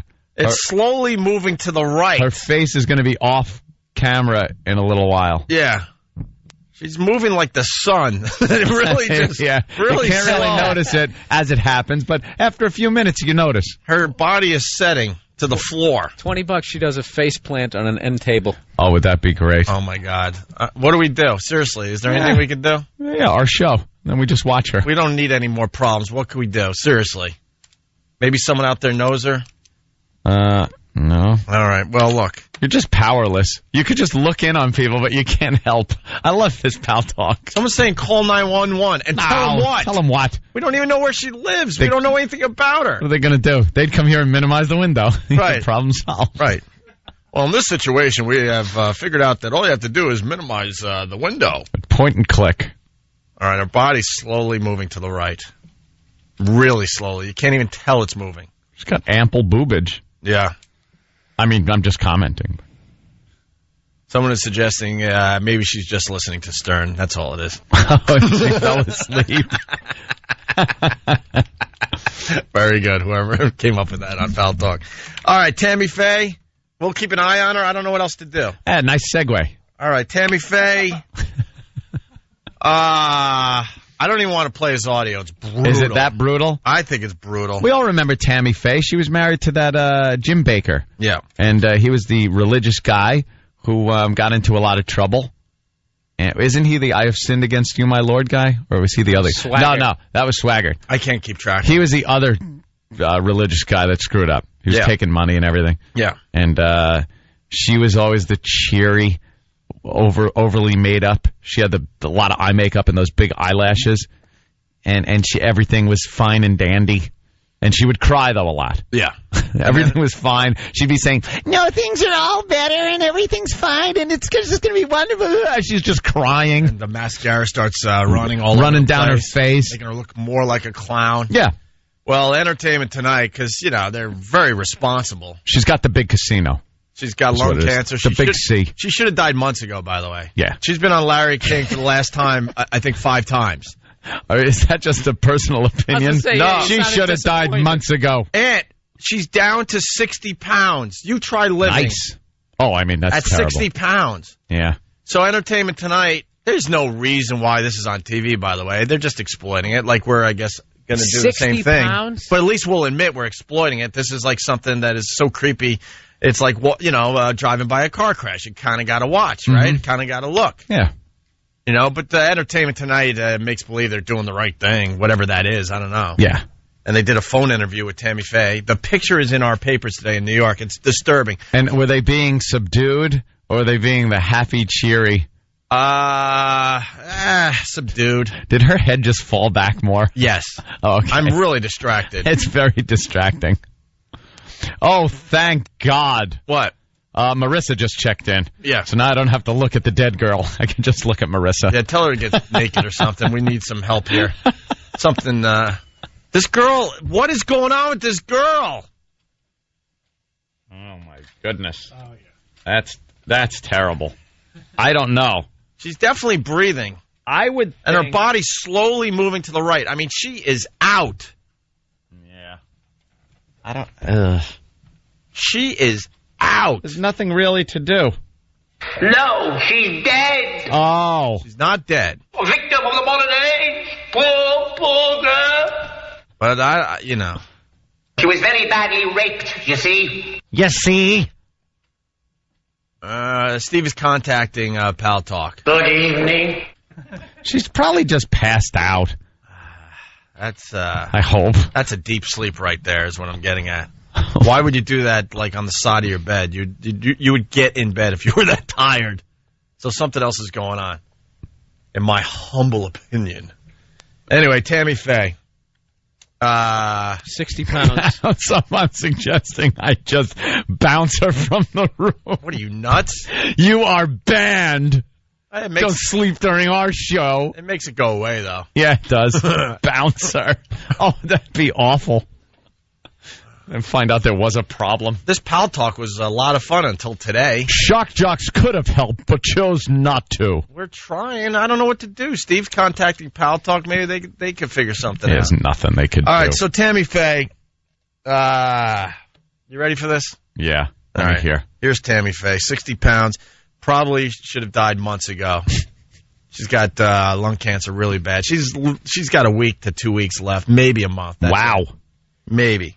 Tell me how you're feeling today. Oh, yeah, so they have to have the dramatic. Yeah. Tell me how you're feeling today. Are you kidding? How do you think she feels? Tell me how you're feeling today.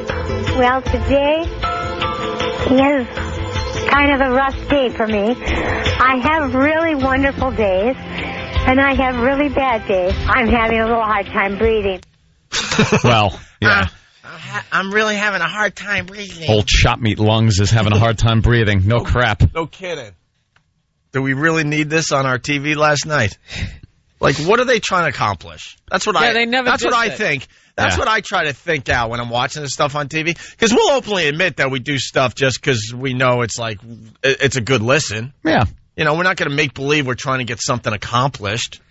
No. Like, what are they accomplishing with this? I'll tell you. Because they'll make believe they're Freak show. They're doing. Yeah, that's what I say, but they'll never admit that. We're showing the courage that this woman has and her courageous battle. No, you want to show a 64-pound woman on television. Yeah, back in the day, they used to just do the exterior shot from the hospital. Yeah. Like when John Wayne was going down. They didn't actually go in there, and you get to watch the guy's last 20 minutes of life. I want to see the Duke go down like that. Well, it's kind of course creepy. not. Shouldn't have ate that steak. It's kind of creepy what fame does to people, too, because Tammy Fay wants this. She wants to... She's getting a lot of attention because she's got lung cancer and she's 60 pounds, and she has no problem showing people. Publicity hound until the end? Is that what you're saying? She has a cancer wig on in the picture in the paper, and she still has her Tammy Fay makeup on with these massive, huge Paris Hilton-type sunglasses. 60 pounds. I could curl her. 60 pounds, right. And what did you say in the office with the makeup and everything, Bill? Huh? You had a couple good lines. I'm trying to set you up. Tammy Fay and the makeup and all that she's still wearing. Oh, the whole fact that she's still getting the facelift though. She's just completely against ever getting the double chin. You had a corner joke I was trying to set you up with. Oh, yeah. Now I remember. Yeah, well, all right. Oh, yeah, she already has the wake makeup on. Oh, sorry. Yeah, all right, whatever. It was hilarious. All right. It was hilarious in the office. At 5:30 in the morning, it was great. Maybe I should have just wrote it on a piece of paper, and then you could have worked into it naturally, you know? Just steal it. I'm not going to steal your... Steal it. All right, here's more Tammy Fay. In the photos taken at her North Carolina home, Tammy Fay is frail, but her fighting spirit shines through. Yeah, wearing a bouffant blonde wig along with her own hair and oversized sunglasses, she is still wearing her trademark makeup and colorful clothes. To her, to look good makes her feel good, even though she is in tremendous pain. Are there ever days that you just can't get out of bed? Yes. In fact, I'm in pain. I would say I'm in pain almost 100% of the time. Mm-hmm. Did you see what E.T. did there? No. They set up the clip like, you're showing her the spirit and this and that. Yeah. Because they felt guilty about the audio that they have and that they wanted to play on TV last night. Those oversized sunglasses are going to give her osteoporosis. Let's go. I'm in pain all the time. I just can't get out of bed, so I just go on Pal Talk and pass out. Does having the final stages of cancer, is that difficult? Yes. Yeah, yes, exactly. It is. Exactly. Is that what they're trying to do here? Break that ground? They're trying to inform us that maybe it hurts? Yeah. Romy from Buffalo. A lot of phone calls from Buffalo today. Romy's a girl. What's up, Romy? Hey. Hey. I just wanted to say that chick might be playing charades and pretend to be Lindsay Lohan. Lindsay Lohan.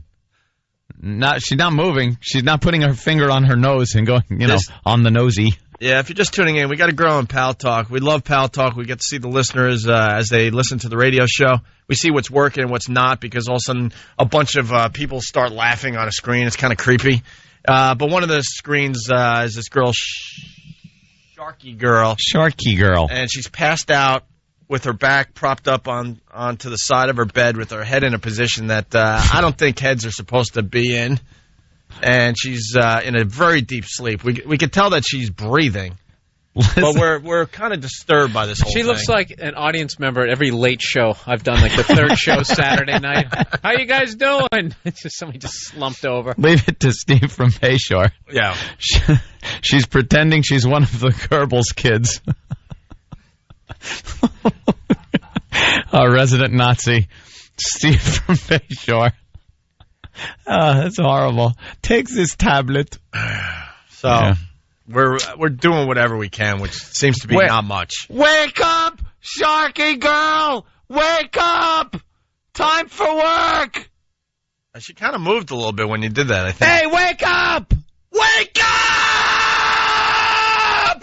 Well, for the love of God, wake up! We don't need any more problems. No. Make it go. Boy, she's asleep. Click the window. All right, we got more Tammy Fay audio from E.T. Tammy continues to describe her pain. My back hurts, so I had to go to a wheelchair, and was it electric or did you have to push it yourself? Do your wrists hurt when you have to push yourself? Right. I think you got your point across, E.T. She's in a lot of pain. Yeah. Is there a and she's going to die soon. Thank you. Can you move on to the Britney Spears news, please? Make us all happy again. You think they kept some footage? They held it back, so when she does die, they could play that. And we have exclusive footage of Tammy Fay in her last interview with E.T. Yeah. Do you? They would show you the corpse of Anna Nicole Smith if they could. They were trying. But they make believe this is an entertainment show, and and I don't know. Is there a slight incline in the hallway as you try to wheel yourself up to your room? Yeah, no kidding. And I have a very bad tummy all the time. A bad tummy? What is she, 6? Bad tummy. Her back hurts all the time. She's in a wheelchair. We get it. She's on her last leg here. Hey, this might wake her up. Hold on.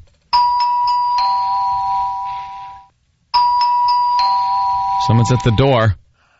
No? Thought that would get her. Nothing. She's not waking up. How about a Fox News alert? Oh, my God. Sharky Girl. Sharky Girl. Nothing? Still completely passed out. How about this? You're in France. That'll get her up. Steve, you contacted Pal Talk? No? How about this? She probably has a sound down. That's what I'm guessing. She's having some really weird dreams right now. I know what happened. Steve, what do you got? I've left messages for all of our contacts at Pal Talk. I'm hoping they'll get back to us within a few minutes. Wake up, yeehaw. No? Ring, ring, ring, ring, ring, ring, banana phone. That'll get her. Ring, ring, ring, ring, ring, ring, ring, banana phone. See, we're playing this audio because, she could hear through the Pal Talk as well. But no. Nothing. All right. Well. That's the end result of that sound effect. True. This clip's going to make everyone a little teary-eyed. The last clip of Tammy Fay from last night's Entertainment Tonight. And they said there was nothing more we can do. For just about a minute, I felt sorry for myself, had my little pity party, and then I said, I've got somebody bigger than the doctors. I know the Lord Jesus Christ, and He can do something for us. He's the only one that can, and so I just trust Him every day. Goosebumps. There's my line right there. I can't listen to that crap. Oof. Can't listen to that crap. Just let her die in peace. My God. Shoving a camera in her face. Oh, and this audio will be on ET for the next week. You watch. Yeah. They don't give you everything at once. They give you a little taste. That's the kind of stuff that she's saying that, man. That just makes me hope that when you die, you just go into the ground. I don't want to have like there's still more worse stuff after this. Once it's done, it's just done. Yeah. And a story of courage and faith. Tammy Fay Baker. That's what they do. Courage.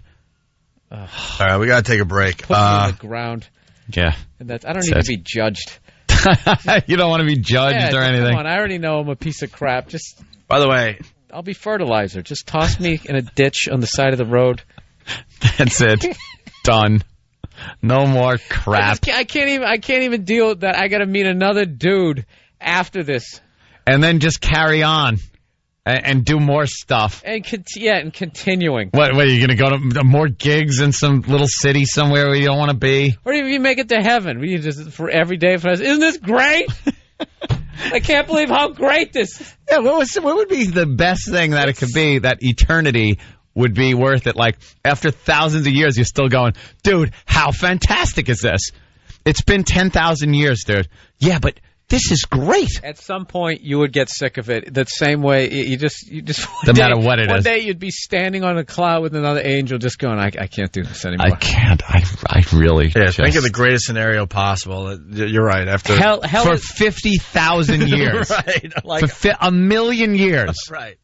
And then it's eternity, so, it still goes on. And you another cheerleading squad. Oh, my God. Here we go. Enough already. Sex with all of them again. Oh, God. Here we go again. No, you'd have to go to hell for that. That's like the red light district. Yeah, just kind of go down there on the weekends, maybe. You'll get a little leave. All right, listen, really fast. Stephen S. from Bayshore. Hey, Ope, is it me or is Sharky Girl's face turning a bit grayish? No. Her neck looks thick. Looks like she's got Captain Trips. All right, listen. Thank you. Thank you, fan. We have a King reader. We have a major situation here. We don't know what to do though. If you're just tuning in, we got Pal Talk. We get to see our listeners as they listen to our radio show. And someone brought it to our attention that this Sharky Girl is like either passed out or just sleeping. Something's going on. We can't wake her. We're looking at her. She looks like she's fallen into a deeper sleep. I think she fainted when she figured out Jimmy wasn't going to be here today. Yeah, she saw Bill Burr on Pal Talk and went, I'll take responsibility. Her back is on the side of her bed, and her neck is in a really, really weird position. Well, if she's just sleeping, that's going to hurt. But she is breathing. Yeah. And, you know, we love cliffhangers on this show, but, man, I hope we figure this out before 9 o'clock. Maybe she's on the phone, you know, when you do that little move. Oh, when you hold the phone on your shoulder? Yeah. Yeah, is there a... What is that? Oh, is that her bra strap? Yeah. Yeah, now, like, she's coming out of her dress. Yeah, now her clothes are, like, a bit askew. What is going on? Seriously. Steve, have they called you back? We called Pal Talk because maybe they could figure out where she lives. Yeah, you can't figure anything out. I don't know, man. They're just going to have to leave her there and watch her. All right, we're going to take a break. When we find out something, we'll let you know. I can't believe it. We're babysitting. This is fantastic. Yeah, but she's slowly moving. Yeah, she's tipping over. Tipping over to her right. At some point, she's going to face plant and she'll wake up. That's what we're hoping for. Perhaps. She's like a ruin. She's definitely breathing, but they're gonna start propping her up. Put some scaffolding around her. Reinforce her. Kent, the movie guy, by the way, great.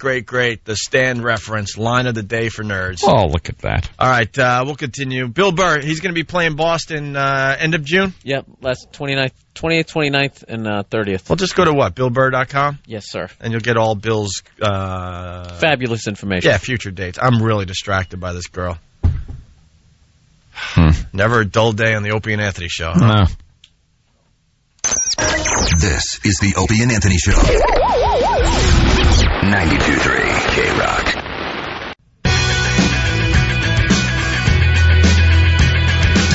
All right, we got an update. A few people are really frustrated that we stopped this show with the Sharky Girl thing. It's Opie and Anthony, by the way. We got Pal Talk, and we watch the listeners as they listen to the radio show. And out of nowhere, this girl, Sharky Girl, was passed out in a deep sleep. Something was going on. Her head and her neck were in a position that most people would not want it to be in. She's propped up on the side of a bed with like a summer top on. And she started moving to the right, slowly but surely.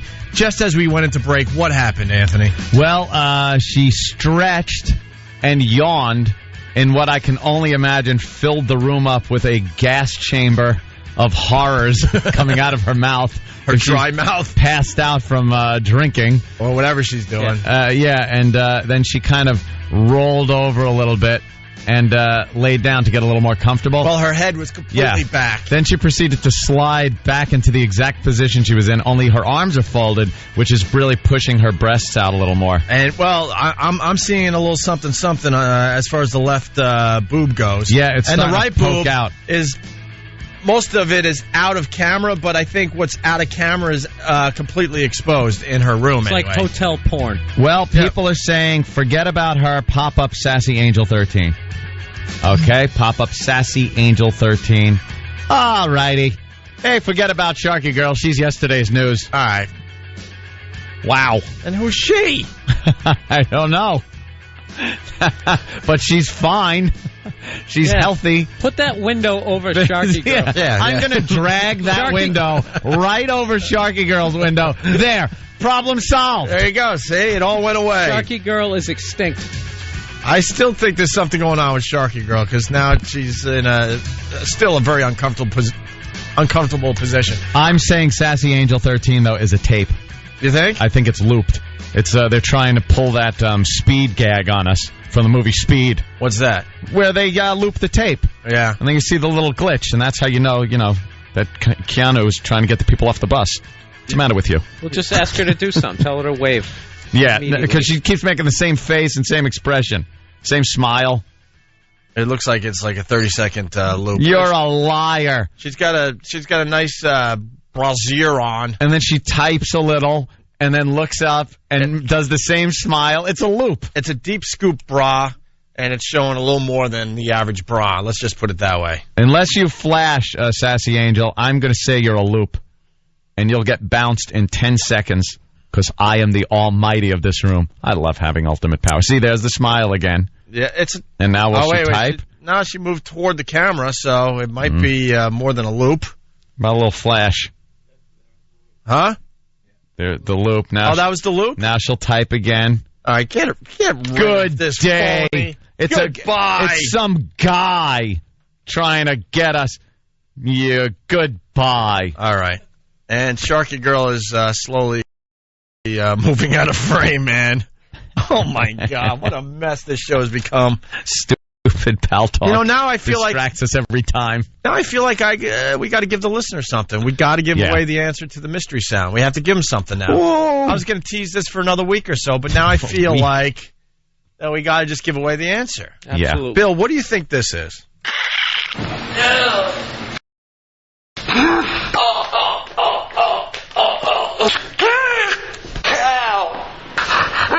She's up. She's up. She's puking. She's puking or coughing. Wait, she's coughing. What is she doing? She just, bent forward right into the camera and started coughing. Very dramatically. And now she's like, wow, does she look awful. She's falling out of frame. Wait a minute. All right, wait a minute. We got an update. She woke up out of nowhere, was coughing uncontrollably, fell forward toward her camera. Her eyes are still shut. She's kind of asleep. Yeah. What? Hey, her eyes just open. Her eyes just open. All right, now she just started coughing.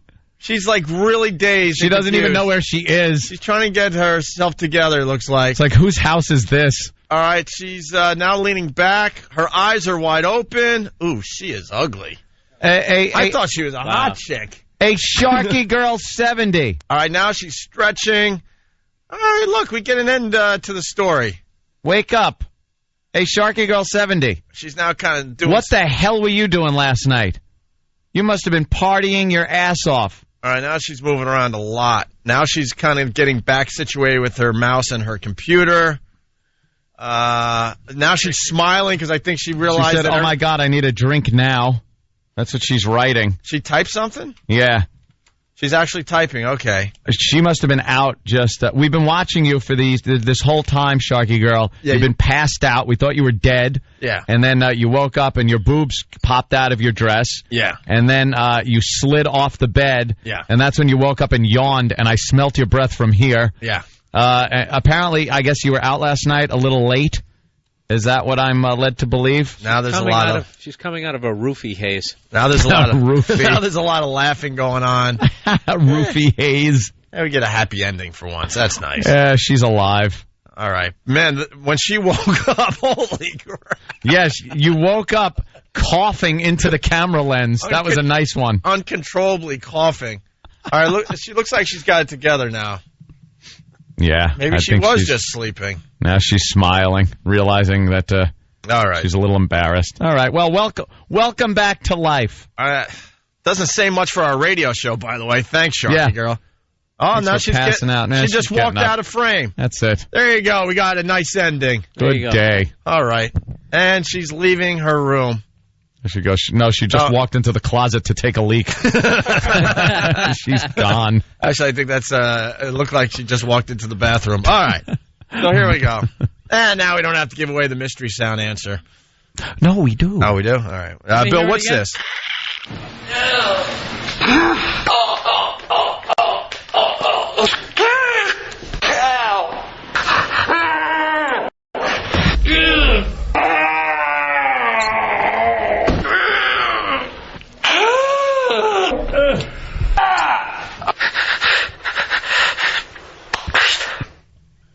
What do you think, Bill? That sounds like the climactic point of every audio clip you've gotten over the last 12 months. See, that's what it sounds like every type of... It sounds a little sexual. Or somebody is constipated and a loved one is using a plunger on an anus. I think you had it right up until man. that part. You had a great line, and then the last part made him dumb. I think you had it right up until that. Right until, because everyone understood what you were saying, but then you had to bring it home. Yeah, you had It to sounded make it... like someone was using you had to bring it home. plunger and somebody was constipated. All right, stop right there. I did. I'm done. Who knows now? You had to, like, bring it home for the slow people out there when, like, 90% of the audience would have got it. Maybe they heard it. Who knows? All right. Once again, another version of it. It's a fetish, by the way. Oh, it is a fetish. It's a guy, and this is his fetish. Toe cheese or something? Oh, no. Oh, Jesus Christ.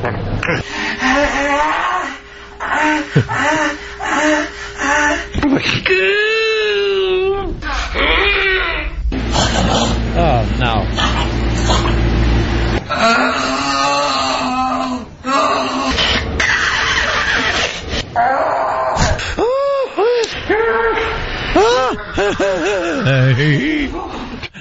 Hey, by the way, German Jackie Marling. Yeah, we need Sharky Girl to call the show. E-Rock, could you get her a private message, maybe with one of the special phone lines? We got to see what the hell. Yeah, I want to see what she was doing last night. She passed out like that. Another answer that will get dumped. Porn from Germany. We all know what they like. We all know what they like. Scatman Crothers. Right. Hey, I have no idea. It can't be sexual. It's because fetishes are not necessarily sexual, right? Yeah. Didn't we learn that on a past show or something? Is it somebody? Is anything being licked? No. Okay. Well, we have to take a break. Oh, What? God. No, I'm not going to do that today. Thank you. Huh? I was going to say, what kind of fetish isn't sexual? I don't know. We had an expert on it saying that fetishes are not necessarily sexual in nature. I didn't really get it. How do you become an expert in that? Just by default that no one even realized that was a job? Well, you just could say you're an expert, because who's going to look up your credentials? A sex expert has to be an older woman that just is kind of has seen a lot of action. You need that and a white lab coat. Yeah, that's it.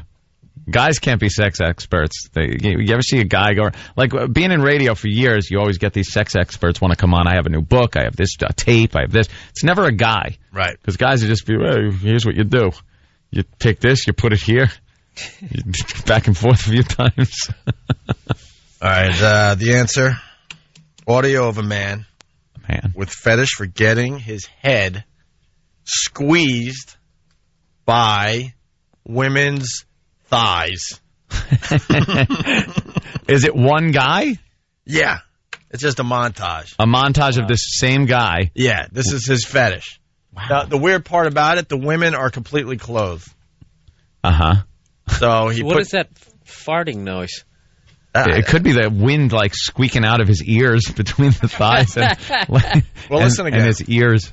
Audio of man with fetish for getting his head squeezed by women's thighs. Women are clothed.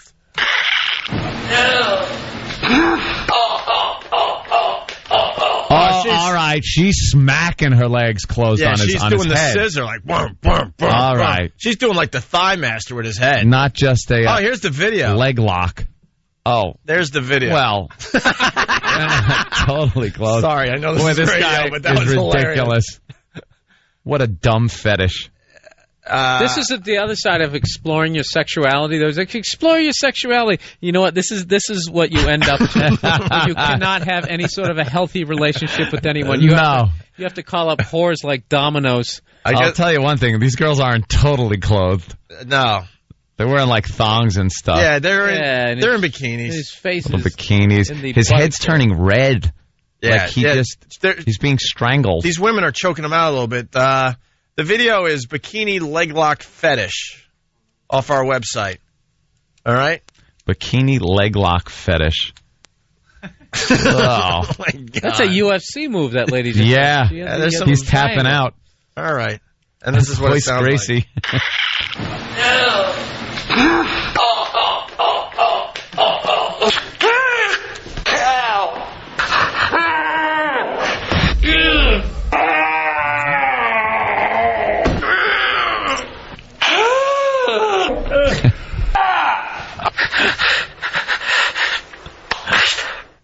I love that one.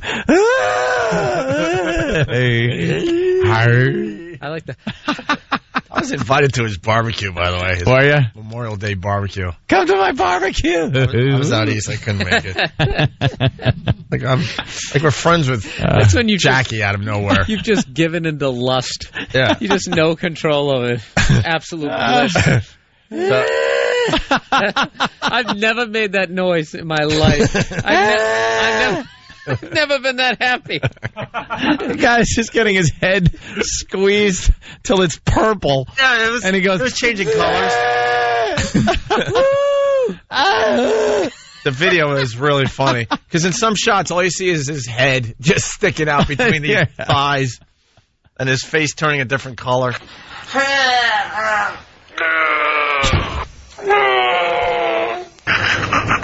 Oh, Jesus Christ.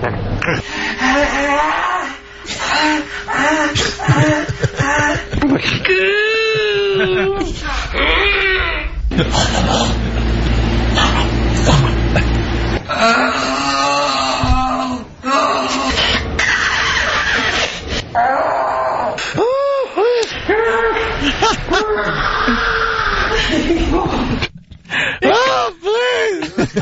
It gets funnier the more you listen to it. I love that guy.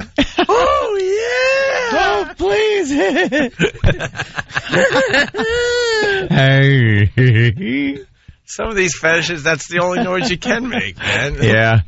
I don't know. You know, I'm not into any of these fetish things, especially to that extreme. To be like that noise. I can't see how that would you hit a girl's spot and she really starts getting into it. It turns you on more. Like I can't that turning on a woman. No. And going, That's not a girl isn't going. Ooh, yeah. Listen to the sound he's making. It must have been great when she goes, "So, baby, what do you like?" Just kind of.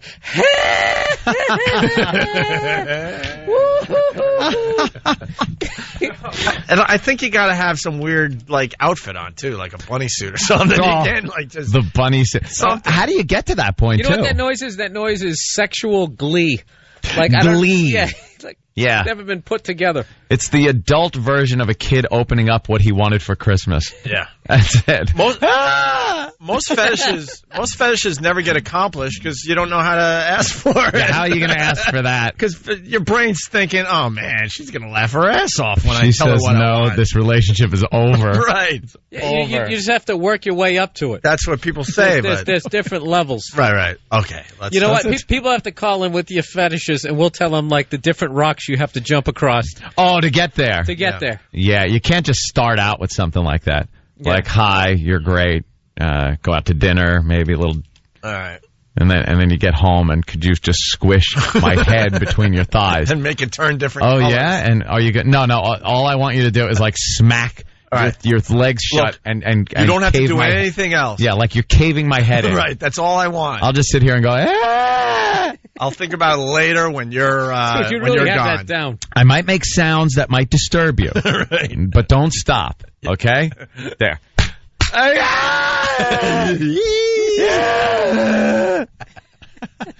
sound I'm going to sound like a soul singer having his taint tickled.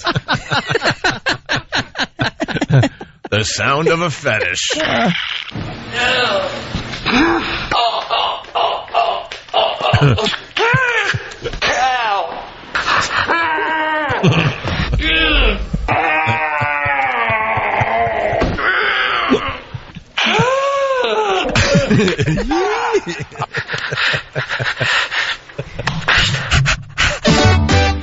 exactly. Like that panting too. That's the Blair Witch tent scene. I don't know what to do. I got my head squished between Hey. That clip's not as funny as the second one. We got to play the second one now again. Yeah. We're obsessed with this. That's him. That's like not enough air going through your windpipe there.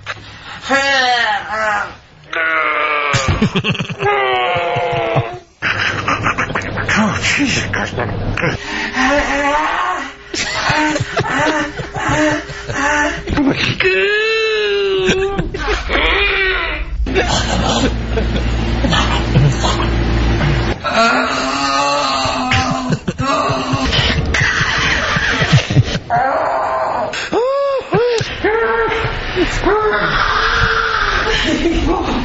The girl's laughing.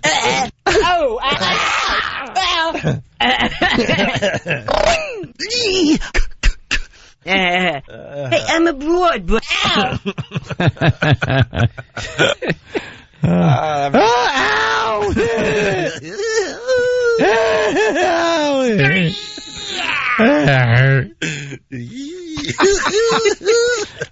That guy's a mess. Those just awful noises. What draws you to that? What brings you to that point? I want to play it again. The man. hell I'm happened? obsessed with this now. No, Right, we got to take a break. We got Roland here. We got and Steve. Are we going to do something with Roland and Steve today? I hope so. You want to give it a try next? Yes. All right, we'll give something a try next. It's Opie and Anthony. Opie and Anthony. 92.3 K-Rock. Oh, I'm feeling bad for my pal today. Yeah, lots of fun today. You got to be a little distracted today. It's the Opie and Anthony show, by the way. Gotta go to court. Ant's going to court. Gotta go to court today. He's got to see his ex for the first time in 6 or 7 years. Ugh. Not fun. She wants more money. I'm not allowed to talk about the particulars of the case. What? Opie, not allowed. What are you going to wear? I'm just wearing clothes. I want you to go there dressed like Al Capone. Go in there with like a little violin case. Violin case. Yeah. The Purple Gang have a little carnation or something. Yeah, carnation stuck in my lapel. No, I'm just going, casually. Go in there in a zoot suit with a pocket watch. Spinning a pocket watch? Yeah, let me tell you about dames. Let me tell you something about dames, Your Honor. 23 skidoo. Gotta look at her lawyer. Ugh, Dominic. Ugh. Well, will you be able to give us some kind of update tomorrow? Yeah, I'll give you an update. I feel bad for you, buddy. It's just one of those I thought you were in the clear, though. things. Right? So did Hey, what are you going to do? What are you going to do? This is why guys go on the internet and they check out the tides. Jesus. You can only push. And obviously can't talk. It's insane what's going on. The situation goes. Can't talk about I think we can say particulars. that much. But I'm Can't just talk saying, about the with particulars. guys, we only have so many solutions before there's just, maybe I'll just do something violent. Something horrific. Yeah. And then you say, I was pushed to this point. Yeah, I can. That's what you tell the press. Look, I was pushed to this I can point. ignore it. I can try to talk to about it, or I could just saw somebody's head off. That's basically the A, B, or C. There are things that people go through in divorce cases where they could just be solved. It could just be resolved easily. But lawyers just love dragging themselves into this situation and just just so they could get more cash out of the situation. Like a number of problems can just be dealt with and solved. But now you got to sit there and look at that. I got to look at that guy. Ugh. And quite frankly, I don't want to look at my ex either. I was going to say, you seem more disturbed that you got to look at our lawyer than her. I don't want to see when it doesn't say much for the lawyer because I know how much you hate the ex. When relationships are over with me, here's how I am. I think it's very cute when a couple breaks up and they're friends and they go out or they do things or they talk on the phone. It's effing adorable. Me. Especially when they invite him to their wedding. Yeah. I'm going to invite Come to my my ex wedding. to the wedding. Oh, it's great. It's so movie. It's so stupid. It's like a Hugh Grant movie. It's ridiculous and dumb. I'm a guy where a relationship's over. It is so over. I would like you on a rocket ship to leave the planet. I don't want to ever see the person again. I don't want dealings with them. And that's the way I've always been my whole life. Every girl I've ever went out with and broke up with or broke up with me or whatever it is, done. Goodbye. So now years later, to have any kind of relationship with anybody that I've ever gone out with in the past is ridiculous. Never mind, being married to somebody and then having years later end up in court. What am I supposed to do? Hi. It's like having a really, really bad job back in the day. Yeah. And out of nowhere, you got to go back to that job. Got to go back to your job again. What? Even for a second. Love that job. Even for a second to do some menial task at the job. I moved on in my life. I got a much better job. Yeah. Some guys a are good great at job. that. People look at me and go, hey, I'm impressed with your new job. Nice new job. Oh, yes, I'm very happy at my new job. But I'm going to go back to my old job and do a couple of menial tasks that I have to do to remind me how horrible the old job was. That's it. Oh, this is horrid. They come home from the old job smelling of all sorts of all crap. tired and dirty. New job. I smell nice all the time. Love the new job. I never understood guys who would go back because the woman, they're just so good at the mind games that you can just be like, you know, they can kill 2 years of work in just a hello. One hello? Yeah, one little comment. You're just like, I just burn the bridge. That's it. Leave. Burn the bridge. Blow it up. Blow up any part where a bridge might be able to be built. Pour salt in the fields. That's it. I'm of the scorched earth policy. That's what I'm gonna leave nothing behind. All right, well, and now I gotta go over there and what sit. Because that's pretty much what you do in courtrooms. You sit and your lawyer talks for you. Why do I have to be there? Am I allowed to talk for you? No. You're not. That's too bad. It really is it's unfortunate. It's insane what's going on with Anthony. Do you want to try to guess some sort of no, I already know fantasies that he's had about things he'd like to do to the lawyer? No, he just wants to move on with his life. I just want to move on. Beekeeper suit and a machete.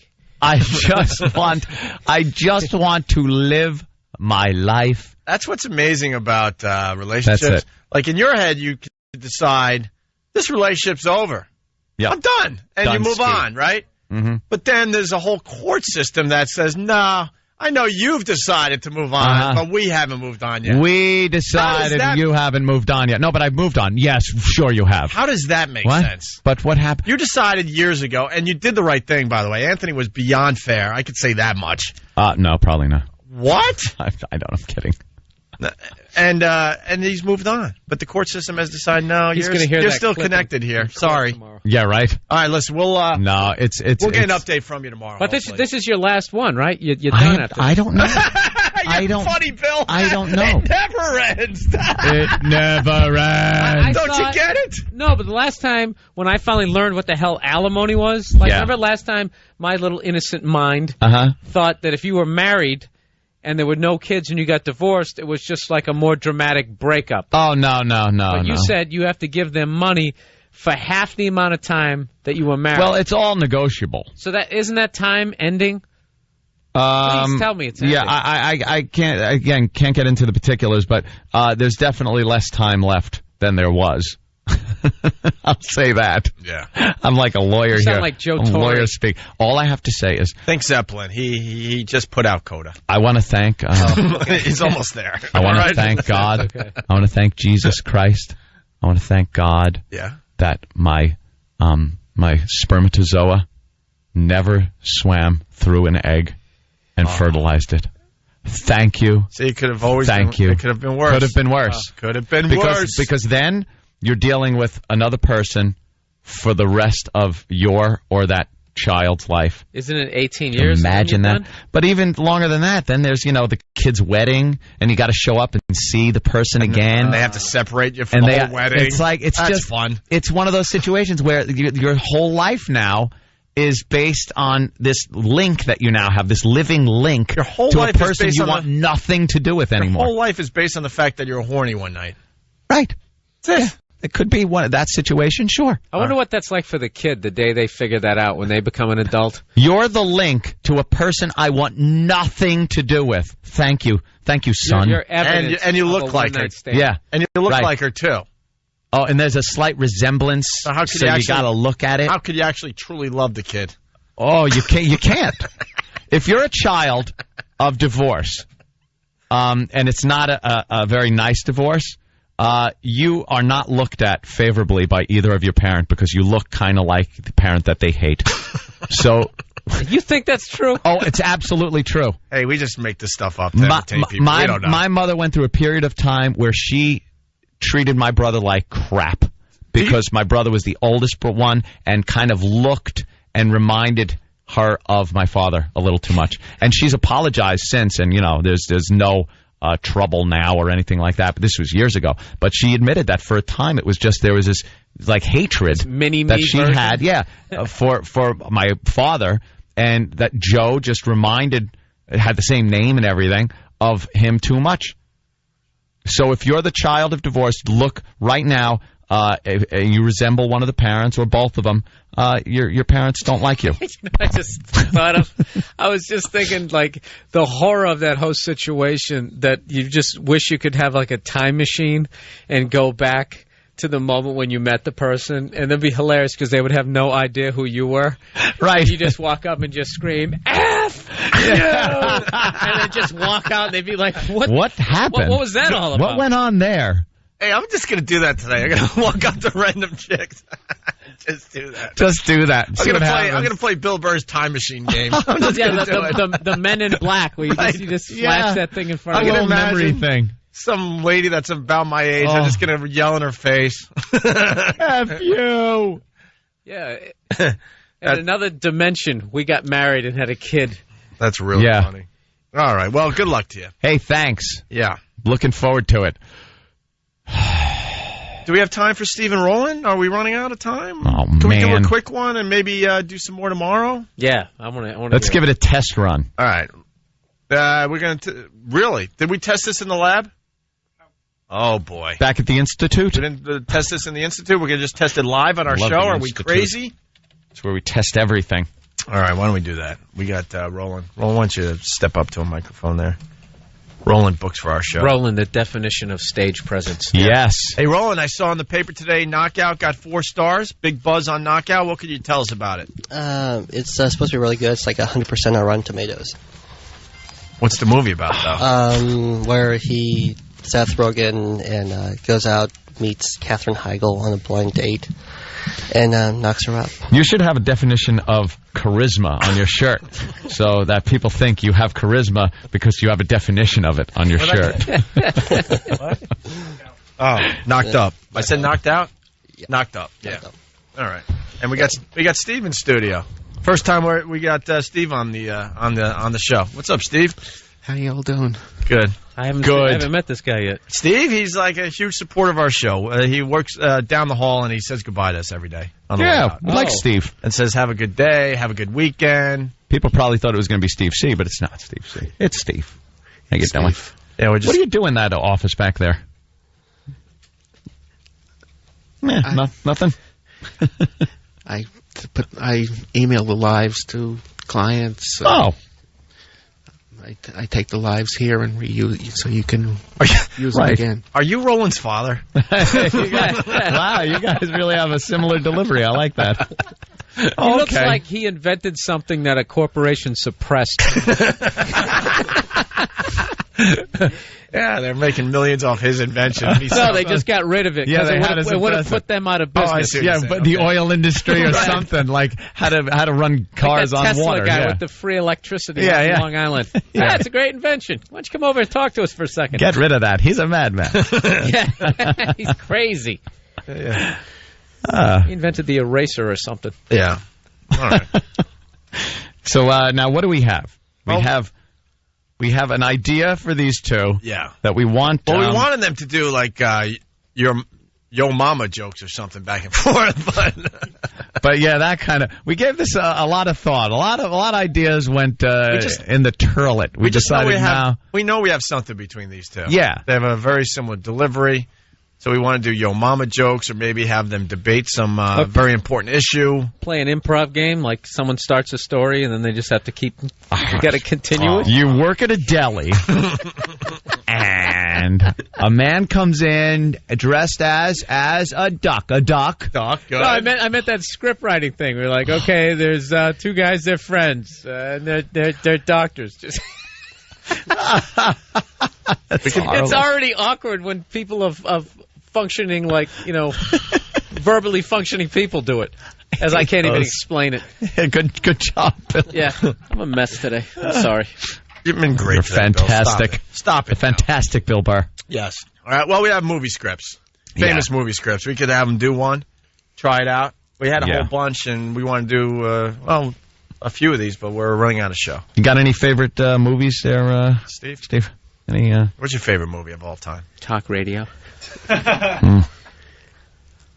I haven't been to a movie in a while. Oh, you haven't? Why don't you go to movies? I don't. No. You had a bad experience at Casablanca. Some of the older movies I like. Oh, you like some of the older ones? You watch them on TV? I watch them on TV. Yeah, okay. Yeah, that's what I like doing. What's the last time you went to a movie theater? What did you see? Like For the Love of Benji? I don't remember. It's been a while. Been a long The time. Sting. You just don't Sting. You just don't like. They don't make movies like this anymore. You just don't like going to movies. I'd rather stay in my own place. I hear you. Yeah. Believe me, that's what I do. And understands that, Steve.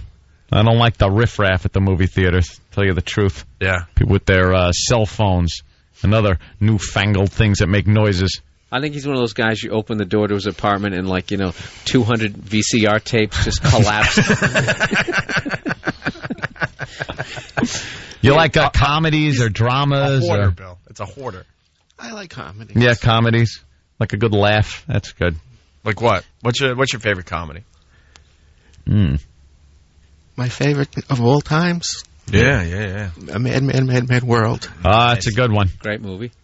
And then some of the Mel Brooks movies like the 12 Chairs. Mm-hmm. Yeah, I like that one. Sure. And, of course, nodding. Roland. Yeah. Roland goes to the movies a lot. What's wrong, Roland? Nothing, just my allergies. We found a perfect partner for you here.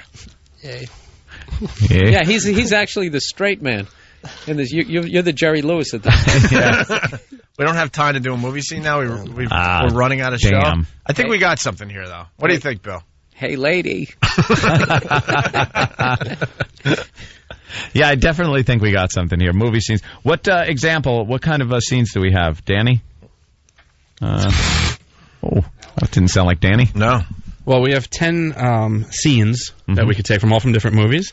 I will give you the titles. We have Back to the Future. Boogie Nights, Clueless, Goodfellas, Jaws, Jerry Maguire, Mean Girls, Napoleon Dynamite, The Princess Bride, and Reservoir Dogs. Oh, great. Yeah, what a good selection. We kind of sneaked a few chick flicks in there. That's good. I think they Girly should show their versatility. Right. Any acting chops? You done any acting in your day there, Steve?